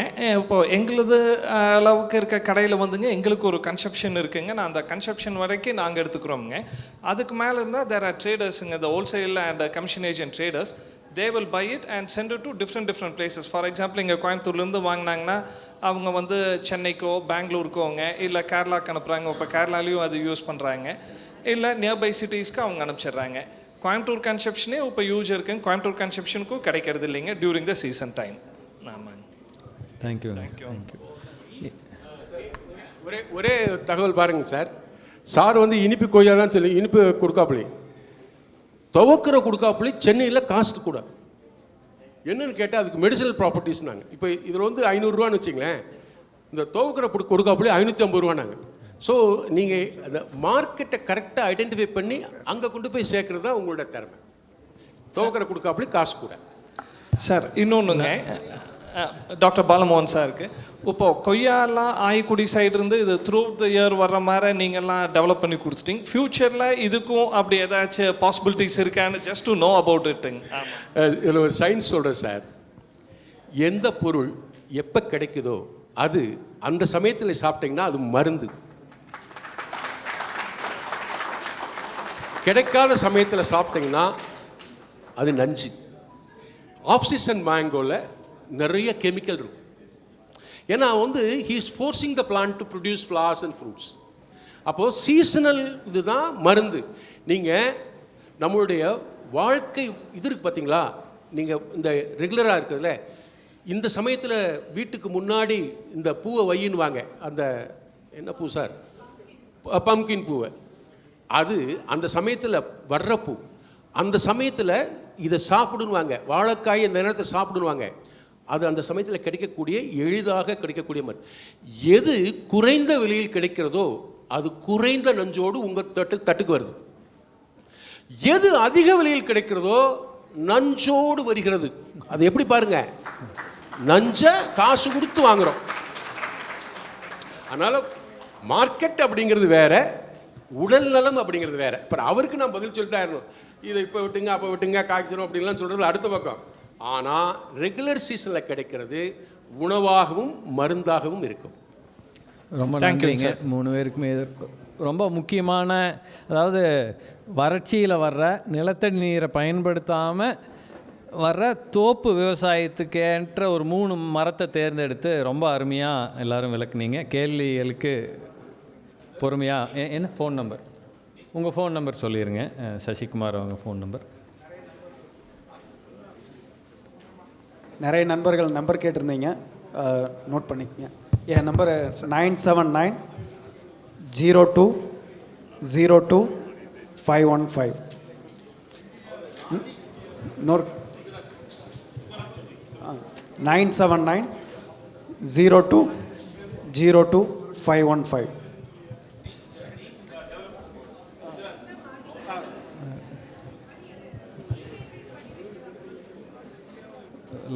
லஞ்ச் டைம் ஆயிடுச்சு. அன்பர்களுக்கு ஒரு அறிவிப்பு. உங்கள் வினாக்களை நீங்கள் இங்கே வந்து பதிவு செய்து கொள்ளலாம். உங்களுக்கான விடை நிச்சயம் இந்த அவையில் வழங்கப்படும்.